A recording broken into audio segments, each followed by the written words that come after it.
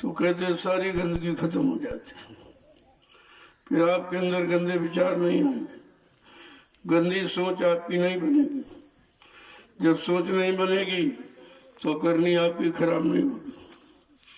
इन बातों को समझने की जरूरत है।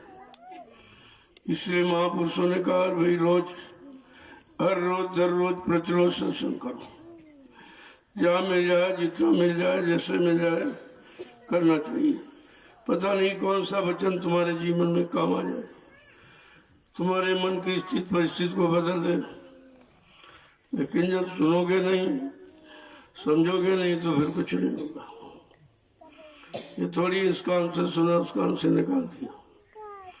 बचनों को अंदर ठहरने दो, बचन खुद ही जगह बना लेंगे। जब जगह बना लेंगे तो उसका असर प्रभाव दिखाई देने लगेगा।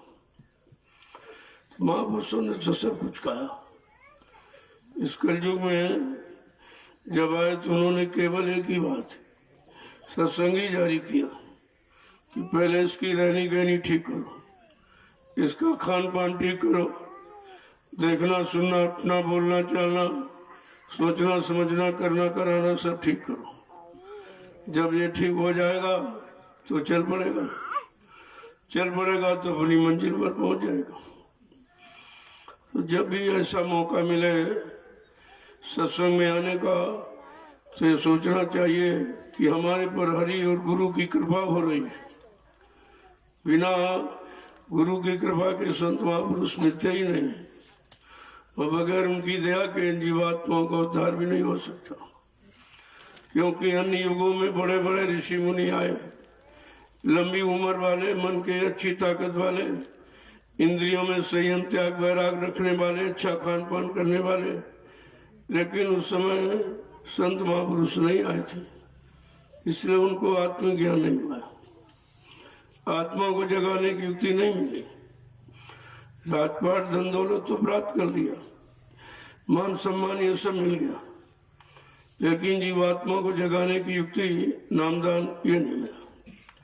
ये तो नामदान कलयुग में मिला है। हम सब कलयुग के जीवों को यानी जीवात्मा को जगाने के लिए मिला। अब आप जब साधन पर बैठते नहीं हो, ध्यान देते नहीं हो, तो फिर कुछ नहीं होगा। अवसर मिला है ये भी आपका बेकार निकल जाएगा। इसलिए वचनों पर अमल करो, और जो नाम की युक्ति मिली है उसकी कमाई नित्य प्रति समय बढ़ाकर करो। एक एक मिनट अगर बढ़ाओगे तो महीने में 30 दिन होते, 30 मिनट आधा घंटा बढ़ जाएगा। जब एक ही मिनट बढ़ाया, 1 मिनट सुमरन, 1 मिनट ध्यान, 1 मिनट भजन, तो ये आपका धीरे धीरे आधा घंटे का हो जाएगा। ऐसे लगातार अगर बढ़ोतरी करने लगो सुमरन और भजन में तो बहुत समय बन जाएगा। एक ही 1 मिनट आप ले लीजिए तो बहुत हो जाएगा, और जो बहुत हो जाएगा तो धीरे धीरे आपका मन लगने लगे। देखो जिधर आप ज्यादा समय देते हो मन उधर ही लगा पड़ा। भाई खेती में समय दोगे उत्पादन बढ़िया होगा, नौकरी में समय देखो फुल पेमेंट आपको मिलेगी, दुकान व्यापार में तो फुल मुनाफा मिलेगा। ठीक उसी तरह अगर अध्यात्म में यानी सिमरन ध्यान भजन में अगर पूरा समय देने लगो तो फिर मिलने में देर नहीं। 1 घंटा सिमरन, 1 घंटा ध्यान, 1 घंटे भजन, ये 3 घंटे का समय तो पाने वाला, और बाकी जो हम आप समय दे रहे हैं ये सीखने वाला है। ये तो अभ्यास है, यानी ट्रेनिंग पीरियड आपका। तो ट्रेनिंग में कोई तनख्वाह थोड़ी मिलती है, अपने पास से लगाना पड़ता है। तो सीखने का ये समय भी किसी तरह से मन सीख जाए, मन स्वीकार कर ले, मन इसमें लग जाए तो फिर जल्दी काम हो जाएगा। और जब आप समय नहीं दोगे, यही टाल मटोल करते, अभी नहीं सुबह कर लेंगे, सुबह नहीं दोपहर कर लेंगे, कहते नहीं शाम को कर लेंगे, तो समय से जितना आप गैप कर दोगे उतना मन और पीछे चला जाएगा। इसीलिए कहा नागा मत करो, बैठने की आदत में कमी मत रखो। बने ना बने उसकी बात नहीं है, हाजिरी आपको देना। जब हाजिरी देने लगोगे तब धीरे धीरे धीरे धीरे ये कुछ करने की सोचने लगे कि चलो बैठना है तो कुछ करें। जहाँ ऐसे विचार आए और करने में लग गया तो धीरे धीरे करने लगेगा। ऐसे सबने पाया, कोई एक दिन में नहीं प्राप्त कर लिया। मीराबाई, सेजो भाई कलयुग में तमाम स्त्रियों का प्रमाण है, उन्होंने भी पाया, क्योंकि यह संत मत है। इसमें स्त्री पुरुष का कोई भेदभाव नहीं होता। वो तो शरीर में भेद है और ये शरीर के अंदर बैठी आत्मा का विषय है। तो आत्मा तो सब में समान, चाहे स्त्री हो, पुरुष हो, बूढ़ा हो, जवान हो, बच्चे बच्ची, कोई भी हो, ये तो समान रूप से मिला हुआ है। जिस शरीर में आत्मा है उसको परमात्मा से मिलने का पूरा अधिकार है, चाहे स्त्री हो चाहे पुरुष हो, चाहे छोटा बड़ा, गरीब अमीर, पढ़ा लिखा अनपढ़, कोई हिंदू मुसलमान हो। ये बाहर से कोई मतलब नहीं, क्योंकि ये विषय अंदर का। बाहर में तो लोगों ने भेद रखा, बाहर का भेद बाहर में रह जाएगा, अंदर का अंदर में चला जाएगा। जब अंदर में भेद से अभेद हो जाओगे, कोई भेद नहीं रहेगा, तब वहाँ तो कुछ है ही नहीं। वहाँ तो केवल सिर्फ एक जीवात्मा, न स्त्री है न पुरुष है, न छोटा है न बड़ा है, न गरीब है न अमीर है, न हिंदू है न मुसलमान, ये कुछ नहीं। ये तो बाहरी खोल पर हम आप सभी लागू किए हैं और इसी में फंसे रहते हैं, तभी अंदर की तरफ बढ़ नहीं पाते। ये तो अंदर का भेद संत महापुरुषों ने दिया। अगर कलयुग में ना आते तो ये भेद मिलता ही नहीं कि भाई अंदर में भी कुछ है, और सारा खेल अंदर में, मन भी अंदर में, जीवात्मा भी अंदर में, काम क्रोध लोभ मोह अहंकार, ये सब अंदर ही तो है। बाहर में तो केवल चमड़े का खोल ये दिखाई दे रहा, कुछ नहीं, और इसमें कुछ नहीं, उसकी बनावट है, आँख है, नाक है, कान है, मुंह हाथ पैर, ये बनावट है। लेकिन अंदर में बनावट वनावट कुछ नहीं, बिल्कुल असलियत है। क्या है? वो अंदर में है और बाहर में कुछ नहीं। इसलिए जो जितने आए सब बहिर्मुखी, अंतर्मुखी कोई नहीं था। अंतर्मुखी को तो साधना तो संतों ने बताई। तभी कहा गिरी बदरिया पाप की बरस रहे अंगार, और संत न होते जगत में तो जर मरता संसार। ये सारा संसार जन्म मरण से छुटकारा नहीं पाता अगर इस कलयुग में संत महापुरुषों का आगमन न हुआ होता। तो ये हमें आपको सब समझना है।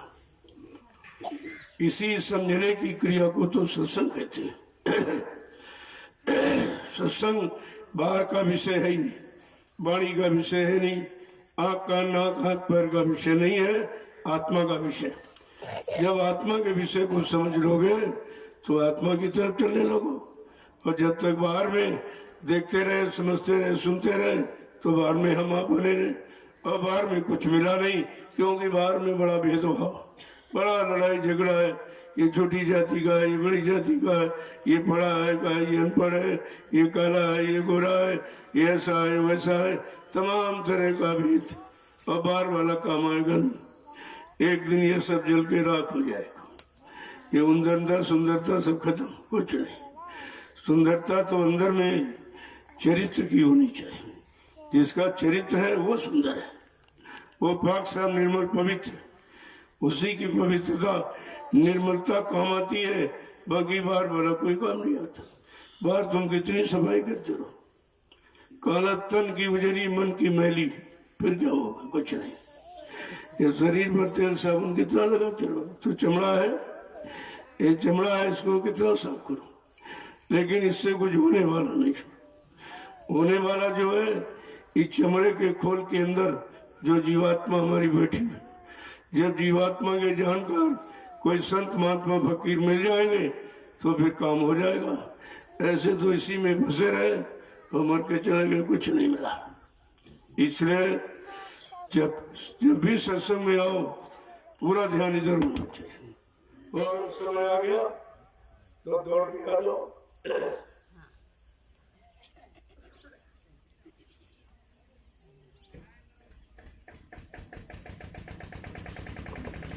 बाकी कोई नहीं आता, यानी आपको शौक नहीं है, आपको शिक्षा नहीं है, आपके अंदर लगन नहीं है, सत्संग वचनों से प्रेम नहीं है, चलो चलेंगे, क्या बात, रोज ही तो होता है। अरे रोज होता तब तो तुम्हारी समझ में नहीं आता, और अगर गैप करके लो तो कुछ नहीं समझ में आएगा। जो उन्हीं वचनों को रोज कहा जा रहा, रोज बताया जा रहा, कितना समय मथुरा में आपने गंवा दिया। आज सुन लेंगे, कल सुन लेंगे, सुबह सुनेंगे, शाम सुनेंगे, कुछ नहीं, किसी ने सुना ही नहीं। सब खाने पीने में मतलब यानी समय वहाँ भी आपने खराब कर दिया। और जब एक लीला हो गई तो बिल्कुल बेकार हो गई, कुछ नहीं समझ में आया। अगर सत्संग सुनते रहते तो इस लीला को भी आप समझ लेती कि आखिरकार ये लीला क्यों हुई, क्यों करनी पड़ी, हमारे से दूर क्यों जाना पड़ा। अरे माँ बाप भाई तब आपसे दूर क्यों जाते, जब उनको कोई कष्ट होता है, कोई परेशानी होती है, लोग उनका कहना नहीं मानते, आदेश हुक्म का पालन नहीं करते, उनके विचारों के अनुसार न चलते हैं, न करते, न रहते, तो मजबूरी आ जाती, मतलब चले जाते। जैसे एक पिता के 5 बच्चे, अगर 5 बच्चे बाप का कहना न माने, ऐसे उल्टे सीधे काम करें कि समाज में मुंह दिखाने का भी न रहे, तो बताओ ऐसी स्थिति में बाप घर में रहेगा कि छोड़ के चला जाएगा। तो ये तो स्थितियां परिस्थितियां हमने आपने बना। अगर हमने उन वचनों को सुन लिया होता और मान लिया होता तो ये सब करने की जरूरत ही क्या थी। और फिर ये देखा गया कि मैंने तो 60 साल इनको सिखाया, पढ़ाया, सुनाया, समझाया, कराया, देखे इनमें से कितने लोगों ने मेरी शिक्षा, मेरी दीक्षा, मेरा ये ज्ञान कितने लोगों ने लिया। तो उसी के लिए तो परीक्षा होती। अगर परीक्षा न हो तो विद्यार्थी जहाँ साल भर पढ़ता रहे, अपना डिवीजन नहीं बता सकता, अपनी योग्यता काबिलियत नहीं बता सकता, वो तो परीक्षा बताएगी। ठीक इसी तरह जब 60 साल हमें आपको सुनाया गया, सिखाया गया, पढ़ाया गया, कराया गया, लेकिन जब देखा कि चलो देखे जरा इनकी रहनी गहनी में तो कोई फर्क नहीं आया, ये जैसे आए थे वैसे ही बने रहे, तो फिर यहाँ आने का मतलब क्या हुआ। तो कहा जरा परीक्षा करके देखा जाए कितने लोग मेरे इस ज्ञान को लिए हैं, कितने लोग समझते हैं, कितने लोग जागे हैं कि सब सोई रहे, समझदार कितने की ना समझदार कितने। तो एक छोटी सी परीक्षा और उसमें सब फेल हो गए, कोई पास तो बैठे कि निकला नहीं, सब छोड़ के भाग गए, दरबार ही छोड़ दिया। जब दरबार छोड़ दोगे तो मिलेगा क्या, मिलेगा दरबार से मिलेगा। दरबार जिस दर पर बार बार आओ, बार बार कुछ मिले, बार बार मतलब यानी जानकारी मिले, तभी तो दरबार कहा जाए। और ऐसे समृत मालिक का दरबार हमने आपने सौभाग्य से पाया, लेकिन दरबार का मतलब कुछ नहीं। अब दूसरे स्तर पर बार बार कहाँ जाओगे। अरे जब बार बार किसके लिए जाते थे, गुरु के लिए, गुरु ज्ञान के लिए, गुरु वचनों के लिए, गुरु की दया के लिए जाते थे। और जब ये हुआ कि नहीं गुरु ही नहीं, तो फिर वहां जाने का लाभ क्या। कौन देगा आपको, कौन दया देगा, कौन तुम्हें माफ करेगा, कौन तुमको यानी मतलब परमार्थी ज्ञान देगा, ऐसा तो वहां कुछ रहा नहीं। तो कहने का मतलब हम मथुरा नहीं जाते थे, मथुरा तो कंस के जमाने की है। हम गुरु दरबार में गुरु के लिए जाते थे, गुरु के दर्शन के लिए, गुरु की शिक्षा दीक्षा सत्संग वचनों के लिए, मतलब यानी गुरु से दया लेने के लिए जाते थे। जब कहते दयालु है ही नहीं तो वो दया देगा कौन, वो तो दया संसार में कोई नहीं दे सकता, इसलिए सदगुरु कोई नहीं बन सकता। हाँ, लोगों ने नाम के आगे लिखना तो शुरू कर दिया, कोई संत लिख रहा, कोई सतगुरु लिख रहा, भगवान लिख रहा, सरकार लिख रहा, महाराज लिख रहा। तो लिखने से वो चीज थोड़ी आएगी, वो तो करनी से आएगी। जब करनी करोगे तो लिखने की कहने की जरूरत नहीं पड़ेगी, वो तो अपने आप प्रकट हो जाएगी। तो हमें आपको इन सब चीजों पे विचार करना चाहिए। हमारा कितना लंबा समय मथुरा में खराब हो गया, जाते रहे, आते रहे, सुनते रहे, और मतलब लिया दिया कुछ नहीं। अरे भाई बाजार जाते हो, ऐसे घूम फिर के ले आओ, लौट आओ, तो बाजार का कोई सामान तुम्हारे हाथ लगेगा, वो तो लेना पड़ेगा, और लेने के लिए मूल्य चुकाना पड़ेगा उसके बदले। इसीलिए संत वचन ऐसे नहीं मिलते, उसमें पूरा त्याग, पूरा संयम, अच्छा खान पान, अच्छा देखना सुनना, उठना बैठना, बोलना चलना, करना कराना, ये सब अच्छा बनाना पड़ेगा, तब कोई अच्छी चीज हाथ में लगेगी। ऐसे मिलने वाली कुछ नहीं। तो अगर बच्चों को सुना होता तो आज ये हालत संगत की नहीं। 45 करोड़ जीव सब रो रहे, सब बेचारे पश्चाताप में लगे, क्या हो गया, ऐसा क्यों हो गया।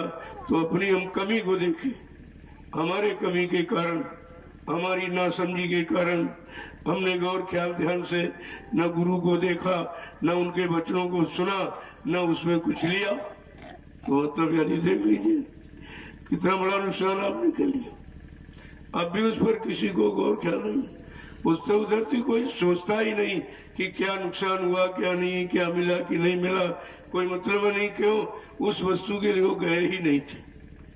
अगर गए होते और अब उस वस्तु के अंदर में ललक होती तो फिर जरूर चिंता होती कि हमारी बड़ी अमोलक चीज चली गई। हमारा अमोलक धन, सबसे बड़ा अमोलक धन गुरु है। गुरु से बढ़ के क्या है? वही चीज जब सामने नहीं रही तो फिर आप किसके लिए जाओगे और कौन वो चीज दे देगा आपको? ये सब विचारणीय विषय है। इस पर आपको विचार करना चाहिए कि हम आखिरकार मथुरा जाते थे कि मथुरा के लिए जाते थे, मथुरा तो बहुत पुरानी बनी, कि और किसी के लिए जाते थे, कि आश्रम के लिए जाते, कि जमीन के लिए जाते, हम गुरु के लिए जाते थे। केवल हमारा निशाना गुरु था। हम गुरु के लिए जाते थे, गुरु ज्ञान के लिए जाते थे, गुरु से मिलने वाली दया लेने जाते थे। अब तो वो चीज कहीं दिखाई नहीं देती और कोई संसार में दे नहीं सकता, ये चीज किसी के पास नहीं। तो हम विचार करना चाहिए। जय गुरुदेव, जय गुरुदेव, जय गुरुदेव, जय गुरुदेव। नाम किसका? जय गुरुदेव। नाम किसका? जय गुरुदेव। नाम किसका? प्रभु का प्यारा नाम। देखो, नाम की महिमा इसीलिए बताई जाती कि नाम का काम क्या, नाम किस काम के लिए जगाया गया, सिद्ध किया गया, वो काम हमारा आपका हुआ कि नहीं हुआ। जिस काम के लिए नाम जगाया गया उस काम से हम बहुत दूर चले गए, हमारी दूरी बढ़ गई। जब नाम से दूर चले गए तो काम भी बहुत दूर हो गया और उस काम से मिलने वाला लाभ भी बहुत दूर होता चला जाए। ये निरंतर दूरी बढ़ा रहे हैं। जितनी दूरी बढ़ाते रहोगे उतना दूर चले जाओगे, फिर वापस लौट के आ ही नहीं पाओगे। क्यों? तब तक जीवन समाप्त हो जाए, समय निकल जाएगा। क्योंकि शरीर को यहाँ रहने का समय निश्चित है। इतने दिन, इतने वर्ष, महीने जो आप गिनती करना करते हो वो धीरे धीरे रोज रोज कम हो रहा। जैसे माँ बाप कहते बेटा हमारा बड़ा हो रहा, लेकिन ये नहीं मालूम बड़ा नहीं हो रहा, छोटा हो रहा। जिंदगी के उतने दिन जा चले गए। ये वर्षगांठ, जन्मदिन उसी लिए मनाया जाता कि आज से मेरा बेटा इतने साल का हो गया। इतने साल जिंदगी के खत्म हो गए, अब इतने रह गए।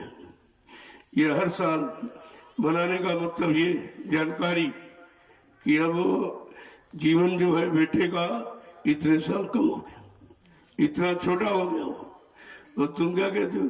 बड़ा हो गया, बड़ा हो गया, बड़ा हो गया। तुम छोटे बड़े की परवाह से नहीं समझते। बड़ा नहीं हुआ, छोटा हो गया। जो दिन चले गए, जो उम्र कम हो गई तो उसको छोटा कहा जाए, छोटा कहा जाए कि बड़ा कहा जाए? ये भी तो जानकारी नहीं। छोटे को बड़ा कह रहे, बड़े को छोटा कह रहे हो। ये भी तो पता नहीं कि छोटा किसे कहते, बड़ा किसे कहते। इसलिए हर नाम की महिमा बताई जाती कि कोई किसी को शंका न हो जाए, कोई अपना नाम न रख ले धोखे में। तो पहले कहा जय गुरुदेव नाम प्रभु का। ये कलयुग का नाम, कलयुग के जीवों के लिए कलयुग का नाम, सतयुग के जीवों के लिए सतयुग का नाम, त्रेता के जीवों के लिए त्रेता का नाम, द्वापर के जीवों के लिए द्वापर का नाम। ये तो जीवों के लिए अपने अपने समय का नाम अलग आया। और उस नाम का अलग अलग काम हुआ, अलग अलग काम, क्योंकि सतयुग त्रेता द्वापर इनमें काल शक्तियां आई थी जो बीच के लोग से आती, कोई दयाल शक्ति नहीं थी, काल शक्ति। काल शक्ति किसलिए आई? जब इस काल देश की व्यवस्था बिगड़ने लगी तो महाकाल ने कहा भाई जाओ, शक्ति को भेज दिया कि जाओ जाओ वहां की व्यवस्था ठीक करो। पहले लोगों को समझाना बुझाना, लोभ लालच देना, भेद अभेद बताना कि जिन्होंने नहीं माना उनको ये सजा मिली और मान गए उनको ये लाभ मिला, ये सब बताना, और जब न माने तो मार काट के खलीन कर देना। साम दाम भेद और दंड, ये चार नीतियों का प्रयोग का करना। तो पहले आपको समझाया जाता, फिर आपको लोभ लालच की गई, अगर मान जाओगे तो ये मिल जाएगा, ये मिल जाएगा, सुख मिलेगा, शांति मिलेगी, मतलब यानी सब भ्रांति खत्म हो जाएगी, सारा दुख मुसीबत आपत्ति चली जाएगी, ये आपको लाभ बताया जाता। और कहा कि जीव लोग जो लोग माने उनका इतिहास बन गया, उनकी लोग पूजा कर रहे हैं, और जो नहीं माने उनको मार दिया गया। बस इतना ही तो इतिहास है, ये काल का इतिहास इतना है। लेकिन कलयुग में जब दयाल आया तो उसने इतिहास को बदल दिया। ये इतिहास यहीं तक सीमित नहीं रहा। कहा कि काल शक्तियों का इतिहास शरीर इंद्रियों के लाभ दिलाने तक सीमित है। राजपाट, धन दौलत, मान सम्मान, अधिकार, पद पत्नी, बाल बच्चे, ये है काल का देने का सामान, ये दे सकता है। लेकिन जीवात्मा के बारे में तो कोई प्रश्न नहीं किया गया, क्योंकि ऐसा मालूम पड़ता जीवात्मा की जानकारी किसी को नहीं थी, या उनको थी तो उनको ये राज भेद खोलने का अधिकार नहीं था। कोई बात जरूर रही है, लेकिन कुल मिला के उस समय उन युगों में जीवात्मा को जगाने की कोई शिक्षा, कोई युक्ति नहीं थी। जब कलयुग में संत पधारे और अपने जीवों की चिंता, अपने जीवों की चिंताधारी, ऐसे नहीं आए, कहा तुम्हारी चिंता हम नितधारी, तुम्हारी चिंता को मैंने धारण किया और चिंता को दूर करने के लिए मैं आ गया और वो काम तुम्हारा करूंगा। यही तो हमें आपको समझना है कि अन्य युगों का इतिहास क्या कह रहा, अन्य युगों के जगाए नामों ने कहां तक काम किया, और आज कलयुग में हम लोग बैठे हैं तो हमारे लिए कौन सा नाम आएगा? हमें लाभ देने वाला, और मतलब यानी मदद करने वाला, सहयोग देने वाला हमारा कौन सा नाम होगा? इसी पर तो हमें आपको विचार करना चाहिए। अगर सत्संग न हो तो आप विचार नहीं कर पाओ। सत्संग यही सिखाता कि पिछले युग का नाम का इतिहास और वर्तमान में कलयुग के नाम का इतिहास। जब हर युग के नाम के इतिहास को जान जाओगे, नाम का काम समझ में आ जाएगा, तब तुम अपने युग के नाम से जुड़कर अपना भी काम बना लोगे। आप अगर सत्संग न हो तो नाम की पहचान नहीं होगी। नाम का क्या लाभ है, वो नाम क्या लाभ देने के लिए आया है, कहाँ तक लाभ देगा, और लाभ देकर ही यानी वो शक्ति जाएगी, बगैर लाभ तो ये नहीं जाएगी। क्योंकि पिछले युगों में जो शक्तियां आई नाम लेकर, जब तक उनका काम नहीं हो गया कोई शक्ति नहीं गई। हाँ, मुसीबत आपत्ति संघर्ष तो उठाना पड़ा, क्योंकि जो बुरे लोग हैं उनको जब सिखाया जाएगा तो उनको तकलीफ होती, तो संघर्ष करेंगे, वो तो संघर्ष करेंगे जरूर। तो इसलिए ऐसा नहीं है कि मतलब जिसने सही सत्य रास्ते पर चला हो उसको परेशानी न मिली हो।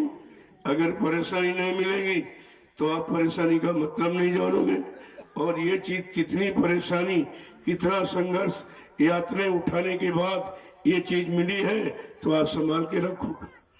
अगर फ्री में मिल जाए ऐसे मुफ्त में तो कोई सवाल नहीं करो। फोकट का माल मिल जाए तो कौन सोचता बेचारा, खर्च कर देता है। लेकिन जब कमा के धन प्राप्त करता है तब उसके पर धन की कदर होती है कि हमको बहुत सोच समझ के खर्च करना चाहिए। यही नाम जो ऋषियों ने कितनी तपस्या के बाद त्रेता में पाया, ऐसे नहीं मिला, त्रेता बहुत तपस्या किया तो वो तो मिला। और हमें आपको तो ऐसे ही बिना मांगे मिल गया, बिना मांगे देने वाला आ गया। क्या तुमने बुलाया था? क्या तुम बुलाना जानते हो? कहाँ पर बैठ के बुलाया जाता? वो स्थान कौन, वो जगह कौन सी है, वो घाट कौन सा है, ये भी तो नहीं मालूम था। तो बिना बुलाया, क्योंकि हम कलयुग के गंदे जीवों को बुलाना नहीं मालूम, कैसे बुलाया जाए, कैसे बुलाया जाता है, किस बुलाने पर खुश होते हैं, बुलाने की आवाज क्या है, कुछ नहीं मालूम था। तो ये सब कुछ देने के लिए आ गए और सब कुछ सिखाया तुमको, ऐसे भजन करो, ऐसे सुमरन पर बैठो, ध्यान पर बैठो, ये सब सिखाया। अन्य युगों में ये सिखाने की बात नहीं थी, क्योंकि उस समय ये था ही नहीं, नाम ही नहीं था, और ये युक्ति नहीं थी, और जीवात्मा के बारे में कोई प्रश्न नहीं उठा कि भाई जीवात्मा के बारे में कोई चर्चा की जाए। कोई चर्चा का कहीं लवालिश भी नहीं। इसीलिए तो कहा कि यहाँ तो 3 युगों में 4 वेद, 6, 7, 18 पुराण, 19 उपनिषद और 36 ऋचाएं, ये धर्म चर्चा नहीं। केवल आपको सही शुद्ध रखने के लिए ये धर्म चर्चा आपके लिए रखी गई कि आप तन मन से खराब न होने पाओ, गंदे खान पान में फंसने पाओ, गंदी संग सोबत में न जाने पाओ, गंदे कर्म करने में न जाने पाओ। इसलिए ये सब लिख के रखा गया। लेकिन महापुरुषों ने जब कलयुग में संत पधारे तो उन्होंने तो ये कहा कि वेद थके, ब्रह्मा थके, और थकी गए शेष महेश, और गीता का जाई गम नहीं, वो सतगुरु का देश। कहा मैं तो उस देश से आया हूँ जहाँ ये ज्ञान पहुंचा ही नहीं सकता है, ये ज्ञान काम नहीं कर सकता है, मैं तो उस देश का रहने वाला हूँ। जब ये परिचय दिया तो ये ज्ञान सब खत्म हो गया। ये पिछले युगों का ज्ञान उसी युग तक रह गया। अब आगे कलयुग है तो कलयुग का ज्ञान शुरू हो गया। कलयुग में आत्मज्ञान, अन्य युगों में अक्षर ज्ञान था, जिनको वेद पुराण पूरा कहते हो आप, ये अक्षर ज्ञान था। लेकिन कलयुग में संतों का शब्द ज्ञान।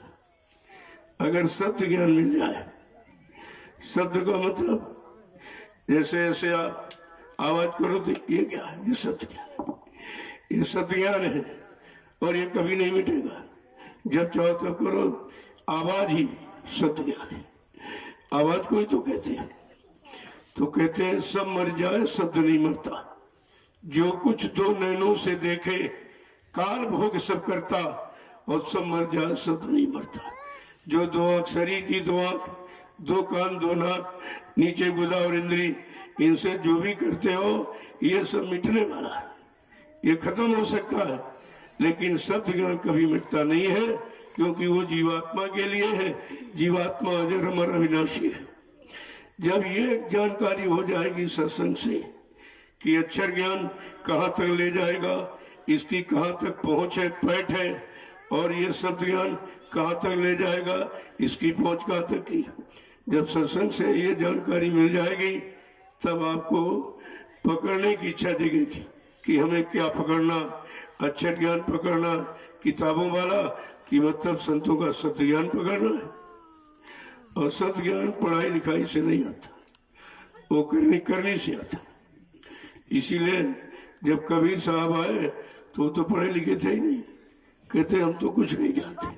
उन्होंने लिखा है, मस कागज छुयो नहीं, कलम गही नहीं हाथ, और ऐसी रचना रच दई कि दुनिया ना बेमात।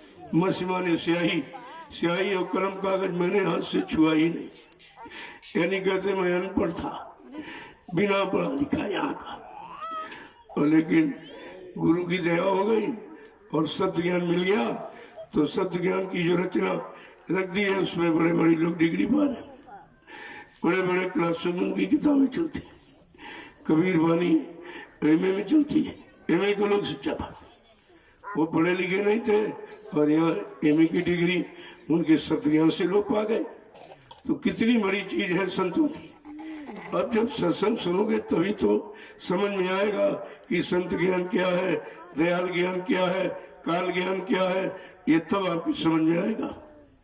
इसलिए एक एक वचन को बड़ी सावधानी की। जय गुरुदेव, जय गुरुदेव, जय गुरुदेव, जय गुरुदेव। किसका? प्रभु का। जय गुरुदेव नाम किसका? प्रभु का। जय गुरुदेव नाम किसका? प्रभु का। प्रभु का प्यारा नाम।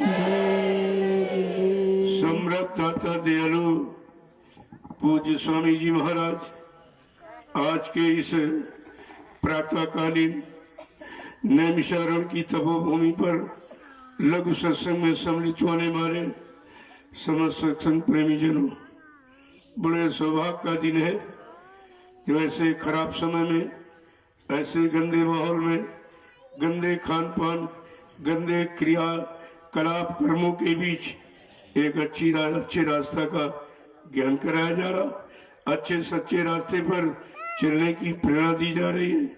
ये तो कलयुग में बहुत बड़ी चीज, कहीं नहीं वो संतों के पास। जब संतों की रहनी गहनी समझ लोगे तो काम बन जाएगा। इसे संत महापुरुष ने कुछ छिपाया नहीं, कहते गुरु कर ले आप समान। गुरु अपने समान बनाने आया और हम उनके समान बनना नहीं चाहते। तुम चोरी रहना चाहते हो, निंदक आलोचक बनना चाहते हो तो वो तो तुम्हारा विषय है, लेकिन उनका विषय क्या है? कर ले आप समान। जब तक जीवात्मा को पाक साफ निर्मल पवित्र अपने समान, मन को पाक साफ निर्मल पवित्र नहीं कर लेंगे अपने समान, तब तक तो ले ही नहीं जा सकते। क्योंकि गंदगी से सनी कोई मन कोई जीवात्मा जा नहीं सकती। वो जितना कर्जा अपने कर्म कर्जा मनसा वाचा कर्मणा, शरीर से और वचन वाणी से और इंद्रियों से, ये तीन तरह से है कर्जा। जो कुछ किया है लिया दिया है उसको यहीं पर उतरवा दिया जाएगा। जैसे आए थे वैसे ही जब हो जाओगे तो काम चल जाएगा, काम बन जाएगा, फिर उसमें कोई कमी नहीं रहेगी। तो केवल गुरु के लिए तो लिखा है कि गुरु कर ले आप समान। जीवों को अपने समान बनाने आए और अपने समान कोई बनने की कोशिश कर रहा, कहते नकल कर रहा गुरु की। अरे भाई गुरु की नकल न कर, तुम्हारी नकल करेगा। गुरु के वचनों की नकल नहीं करेगा, गुरु के वचनों के अनुसार नहीं चलेगा तो क्या दुनियावी वचनों को पकड़ेगा? उसके अनुसार चलेगा। जिसको जो बनना है तो उसके अनुसार वो चलेगा, उसकी नकल करेगा। जब उसके अनुसार बन जाएगा तो उसका तो काम हो जाएगा। और तुम ऐसे सोचते विचारते निंदा चुगली करते रह जाओगे, क्योंकि तुमने वो सुना नहीं कि गुरु कर ले आप समान। ये शब्द केवल गुरु के लिए भगवान और किसी ने प्रयोग नहीं किया। जबकि लोगों ने ये तो बताया कि पारस मणि में गुण है कि लोहे को सोना बना देता। ये गुण है, लोहे को सोना तो बना देगा लेकिन पारस नहीं बनाएगा, अपने अनुसार नहीं बनाएगा। क्योंकि अपने अनुसार बनाने में तो लोगों में ईर्ष्या कि अपने अनुसार कोई धनवान नहीं बनने देगा। अपना कोई इल्म पूरा नहीं बताता कि हमारे समान बन जाएगा तो हमारी महिमा कम हो जाएगी। ये नहीं समझता है तुम्हारी महिमा बढ़ जाएगी। जब वो अच्छा बन जाएगा तो तुम्हारा कीर्तन करेगा, तुम्हारा गुणानुवाद करेगा, तुम्हारी महिमा को बताएगा। ये हमने कहाँ से पाया, ये बनने वाला ज्ञान कहाँ से मिला? लेकिन ईर्ष्यालु प्रवृत्ति मन की बनी हुई है। अपने समान तो कोई बनना नहीं चाहता, बन जाए तो ईर्ष्या होने लगती, बड़ा और बिगड़ जाए तो बड़ा खुश होता है कि अच्छा हुआ बिगड़ गया, अच्छा हुआ बिगड़ गया, हमारे बराबर नहीं आ पाया, हमारे तरह नहीं बन पाया। ये तो इंसानी शक्ल में है ही, लेकिन इंसानियत और मानवता में नहीं है। तो गुरु कर ले आप समान। जब तक अपने समान मन जीवात्मा दोनों को नहीं पाक साफ निर्मल कर लेंगे और काल माया का कोई कर्जा यहाँ रह जाए उसको उतार नहीं देंगे तब तक तो ले ही नहीं जाएंगे वो। तो कितनी बड़ी बात है। हमें जब वो बनाने आए तो हमको उनके अनुसार बनना चाहिए। बनोगे कब? जब उनके वचनों का पालन करो। वचनों की नकल, रहनी गहनी की नकल, अच्छे खान पान की नकल, अच्छी संग सोबत की नकल, अच्छे कर्मों की नकल, तभी तो अच्छे हम आप बन पाएंगे। और यहाँ जब बनने की बात आती तो जितना अज्ञानी ये कह रहे तो गुरु की नकल करते हैं, वो गुरु जैसे बनते हैं। अरे भाई गुरु अपने समान बनाने आया है तो उनके अनुसार जब तक नहीं बनोगे तब तक नहीं जा पाओगे। कितना समय निकल जाए, इसीलिए कहते हैं सतगुरु तो 7 जन्म तक पीछा करता, तुम कैसे नहीं बनोगे। जब तक अपने अनुसार नहीं बना लेंगे, पाक साफ यानी मांझ धो के तैयार नहीं कर लेंगे, तब तक तो ले ही नहीं जा सकती। तो ये बातें जब समझ में आ जाएंगी तब सारी शंका संदेह भूल भ्रम निकल जाएगा, फिर कुछ नहीं रहेगा। कहते गुरु की नकल तो क्या तुम्हारी नकल करेगा। तो जो निंदा चुगली बुराई करते हो तो क्या वो भी यही काम करने लगे, तुम्हारा जैसे तुम्हारी नकल करेंगे। तो अगर नकल न करानी होती तो नामदान क्यों दिया। कहा जिससे मैंने पाया जो तुम भी प्राप्त कर लो, मैं वही रास्ता तुमको दिया देता, नहीं तो छिपा के रखते, नामदान देते नहीं हुए आपको। अगर अपने अनुसार बनाना ना होता तो अपना ये राज रहस्य क्यों खोलते, क्यों बताते। तो बात समझ में जब आएगी जब आप सत्संग करो। बिन सत्संग विवेक न होई, बिना सत्संग की बुद्धि में विवेक ज्ञान निरख परख पहचान होती ही नहीं है। बिन सत्संग विवेक न होई और राम कृपा बिन सुलभ न सोई। और ये भगवान की कृपा से जब संत महापुरुष मिल जाएंगे तब ये सुलभ हो जाएगा। जो दुर्लभ ज्ञान है ये नाम, ये सुलभ हो जाएगा। लेकिन जब तक हरि की कृपा नहीं होगी तो गुरु नहीं मिलेगा। हरि की कृपा कितनी होगी कि वो गुरु से मिला देगा, सच्चे गुरु के पास पहुंचा देगा। और सच्चा गुरु मिल जाएगा तो वो सच्चाई तुमको पकड़ा देंगे। अपने समान एकदम सच्चिदानंद यानी प्राप्त करा देंगे, तभी तो सत्य देश ले जाएंगे। अगर वो सत्य ज्ञान न दे और न हम उसका अनुकरण करें, अपने जीवन न उतारे, तो भी सत्य कोई नहीं जा सकता, कोई जीवात्मा नहीं जा सकता। तो बच्चों को बड़े गौर ख्याल से सुना कि जोड़ोरी कोई सूरती नाम से,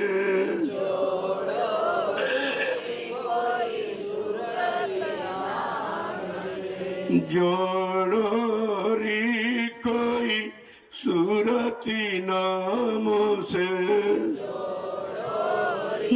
कोई सूरती नाम। अरे भाई कोई ऐसा है जिसने अपनी सूरत जीवात्मा नाम से जोड़ ली हो, हमारी भी नाम से जोड़ दे, क्योंकि नाम से जोड़ना तो आता नहीं है।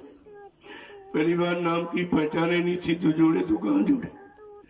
कहा भाई कोई ऐसा हो जिसने अपनी जीवात्मा को नाम से जोड़ लिया हो तो हमारी भी जीवात्मा को नाम से जोड़ दे। आगे समझा के क्या कह रहे हैं कि ये तन धन कुछ काम न आवे, ये तन धन कुछ काम न आवे, ये तन धन कुछ काम न आवे, ये तन धन कुछ काम न आवे, बड़े लड़ाई जाम से, बड़े लड़ाई जान से, जोड़ोरी कोई सूरती नाम से, जोड़ोरी कोई सूरती नाम। कहते समझा के ये तन और धन ये दोनों आपके काम नहीं आएंगे। शरीर भी नहीं ले जा सकते और शरीर से जो धन दौलत कमाई वो भी नहीं ले जा सकते। कहते हैं ये दोनों यही रह जाएंगे, शरीर भी यही जला के राख हो जाएगा और धन भी बाल बच्चे छीन लेंगे। अंत में जमराजा से लड़ाई लड़नी पड़ेगी, क्योंकि बैठा हुआ है, वो तो गेट पर खड़ा है, सबकी धर्मराज दरबार में सबका जारा है, सबकी तलाशी लेगा कि तुमने मृत्युलोक मंडल में आयो, तुम्हारा कोई कर्म कर्जा तो नहीं रहेगा। जो शरीर से इंद्रियों से वचन वाणी से कोई आपने बुरा काम कर लिया, गंदा कर लिया, पाप कर्म कर दिया, कहा कोई कर्जा तो नहीं रहेगा। तो आगे जमराजा से लड़ाई लड़ेगी, वो तो माफ करेगा नहीं, क्योंकि तुम्हारी कर्मों की गवाही वो पेश करेगा। तुमने फला तारीख को फला दिन ये किया, ये वो पूरा सब लिखा है। हम समझते को कोई नहीं देख रहा, अरे वो देख रहा लेकिन तुम उसको नहीं देख रहे हो। असली बात तो ये है, अंदर जीवात्मा बैठी हुई, अपने अंदर बैठी जीवात्मा को नहीं देख रहे हो और जीवात्मा सब देख रही है। क्या क्या आप करते हो सुबह से शाम तक 24 घंटे।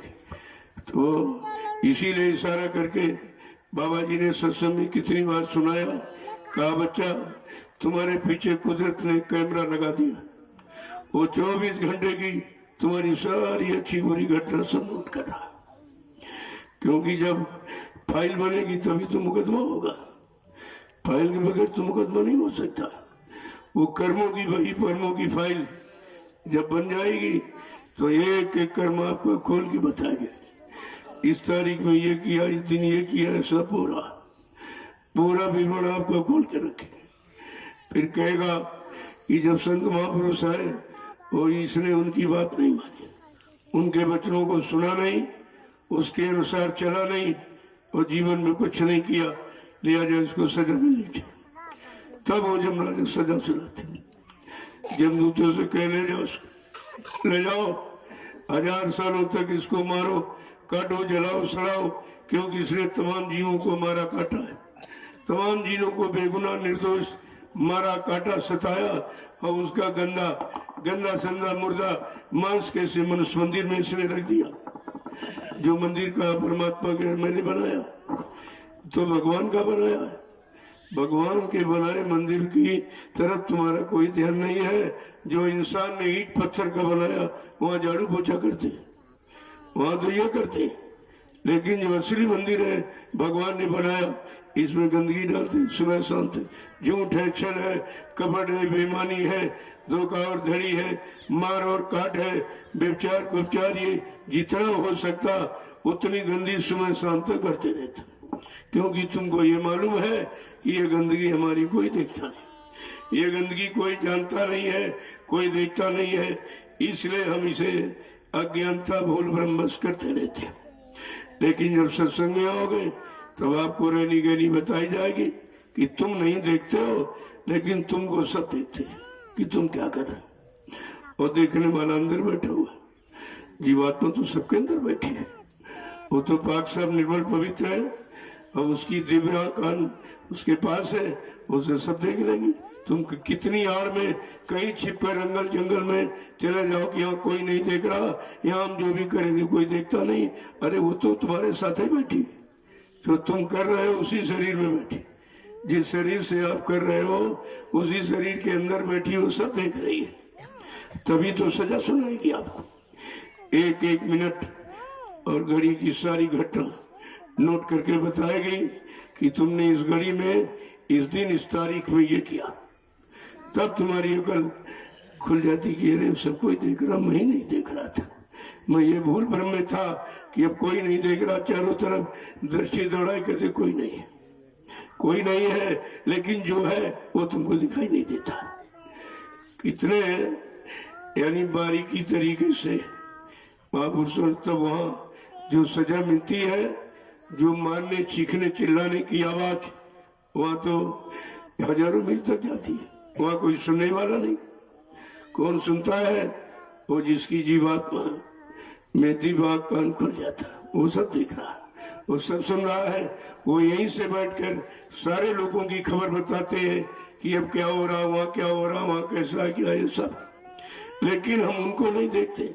हम देखकर उनको महापुरुषों को नहीं पहचान पाते हैं और सुनकर भी उनके वचनों को समझ नहीं पाते, और जो उन्होंने नामदान दिया उस क्रिया को करते हुए भी हम नहीं समझ पाते हैं।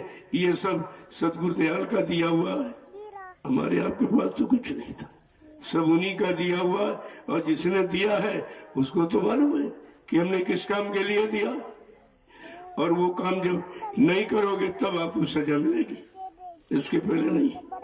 आगे क्या कह रहे हैं कि अब तो समय मिला अति सुंदर, अब तो समय मिला अति सुंदर, अब तो समय मिला अति सुंदर, अब तो समय मिला अति सुंदर शीतल हो बचे घाम से, शीतल हो बचे काम से, जोड़ोरी कोई सूरती नामों से, जोड़ोरी कोई सूरत नाम समझा के कह रहे हैं अब तो अच्छा सुंदर समय मानव शरीर का मिल गया।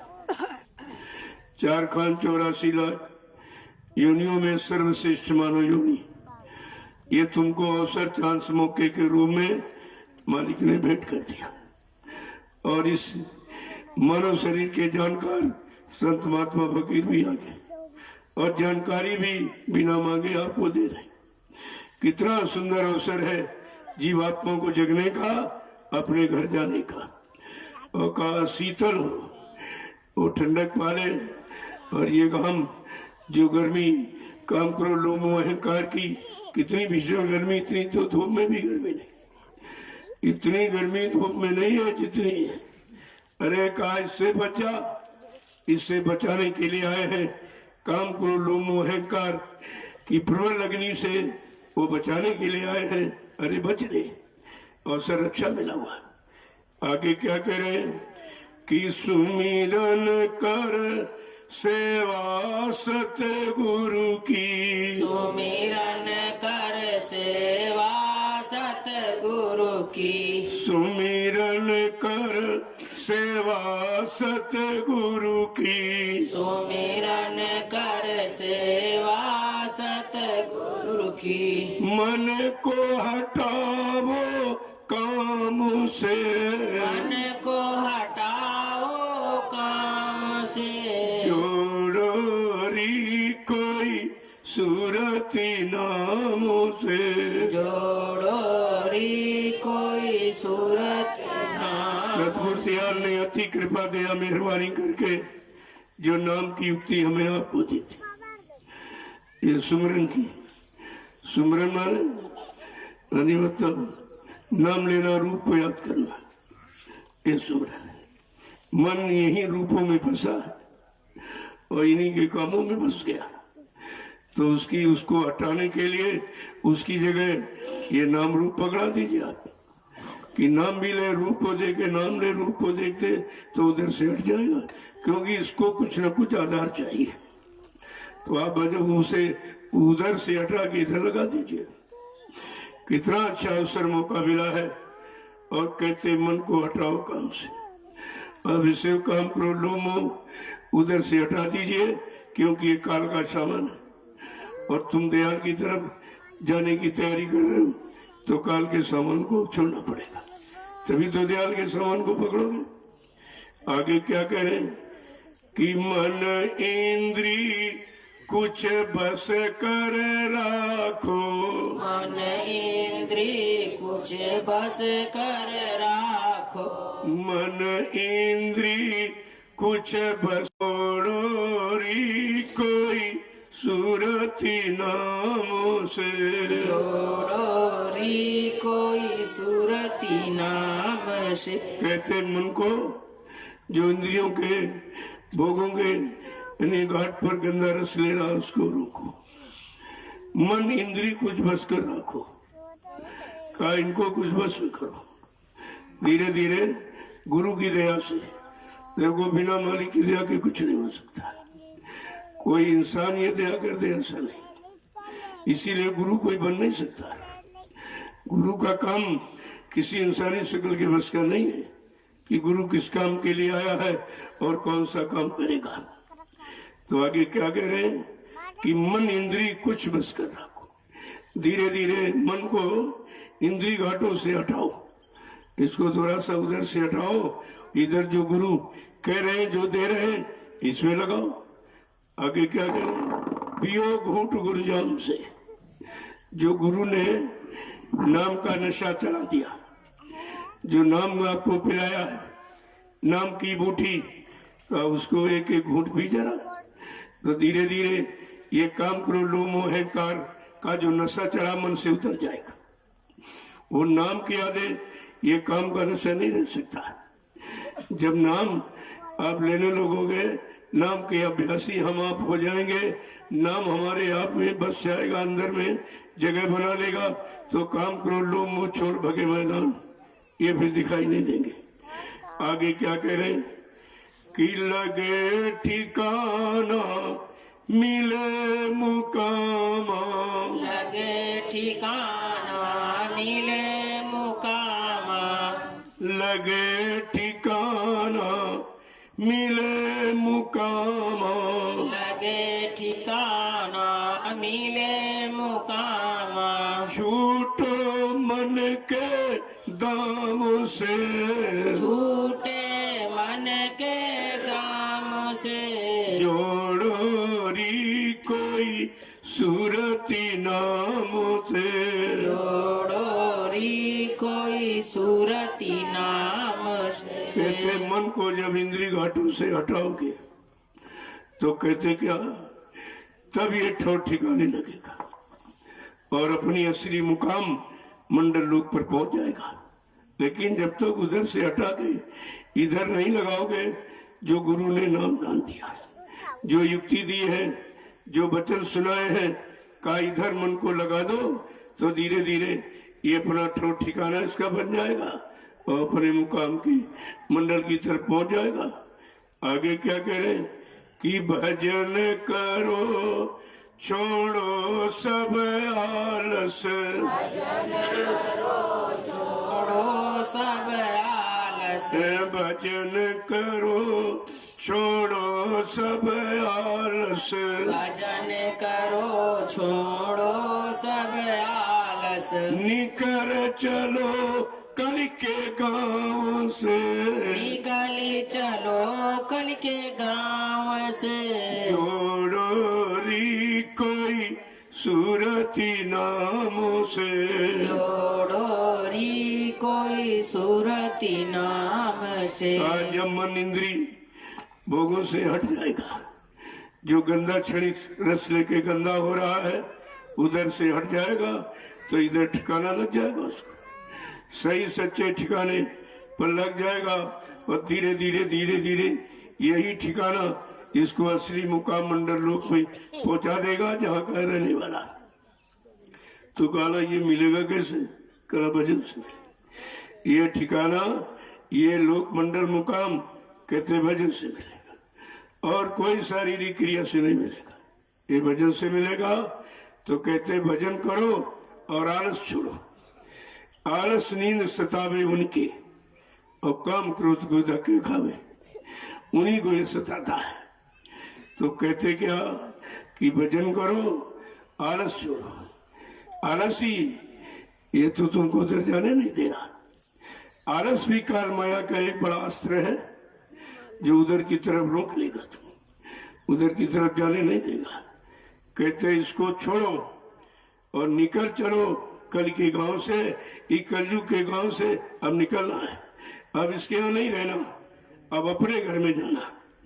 आगे क्या कह रहे हैं कि दम दम करो बीनती गुरु से, दम दम करो बीनती गुरु से, दम दम करो बीनती गुरु से, दम दम करो बीनती गुरु से, वही निकालेंगे चाम से, वही निकालेंगे चाम से, जोड़ो री कोई सूरती नाम से, जोड़ो री कोई सूरती नाम का से। इसलिए हर पल घड़ी सदगुरु से प्रार्थना करो, विनती करो, अर्जी करो देव कि हमको यहाँ से निकाल दो। अब इस काल माया के देश में रहकर देख लिया और आपकी जब बताई रहनी गहनी में आया तो समझ में आ गया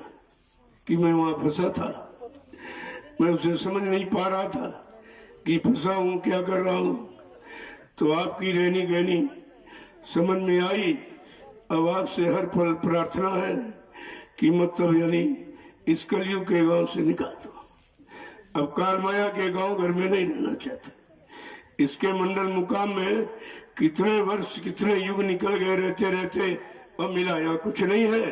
अब आपके सत्संग वचनों से समझ में आ गया, और जो नाम की युक्ति आपने दी है उसको जब थोड़ा सा अमल में ले आए तो सब समझ में आने लगा।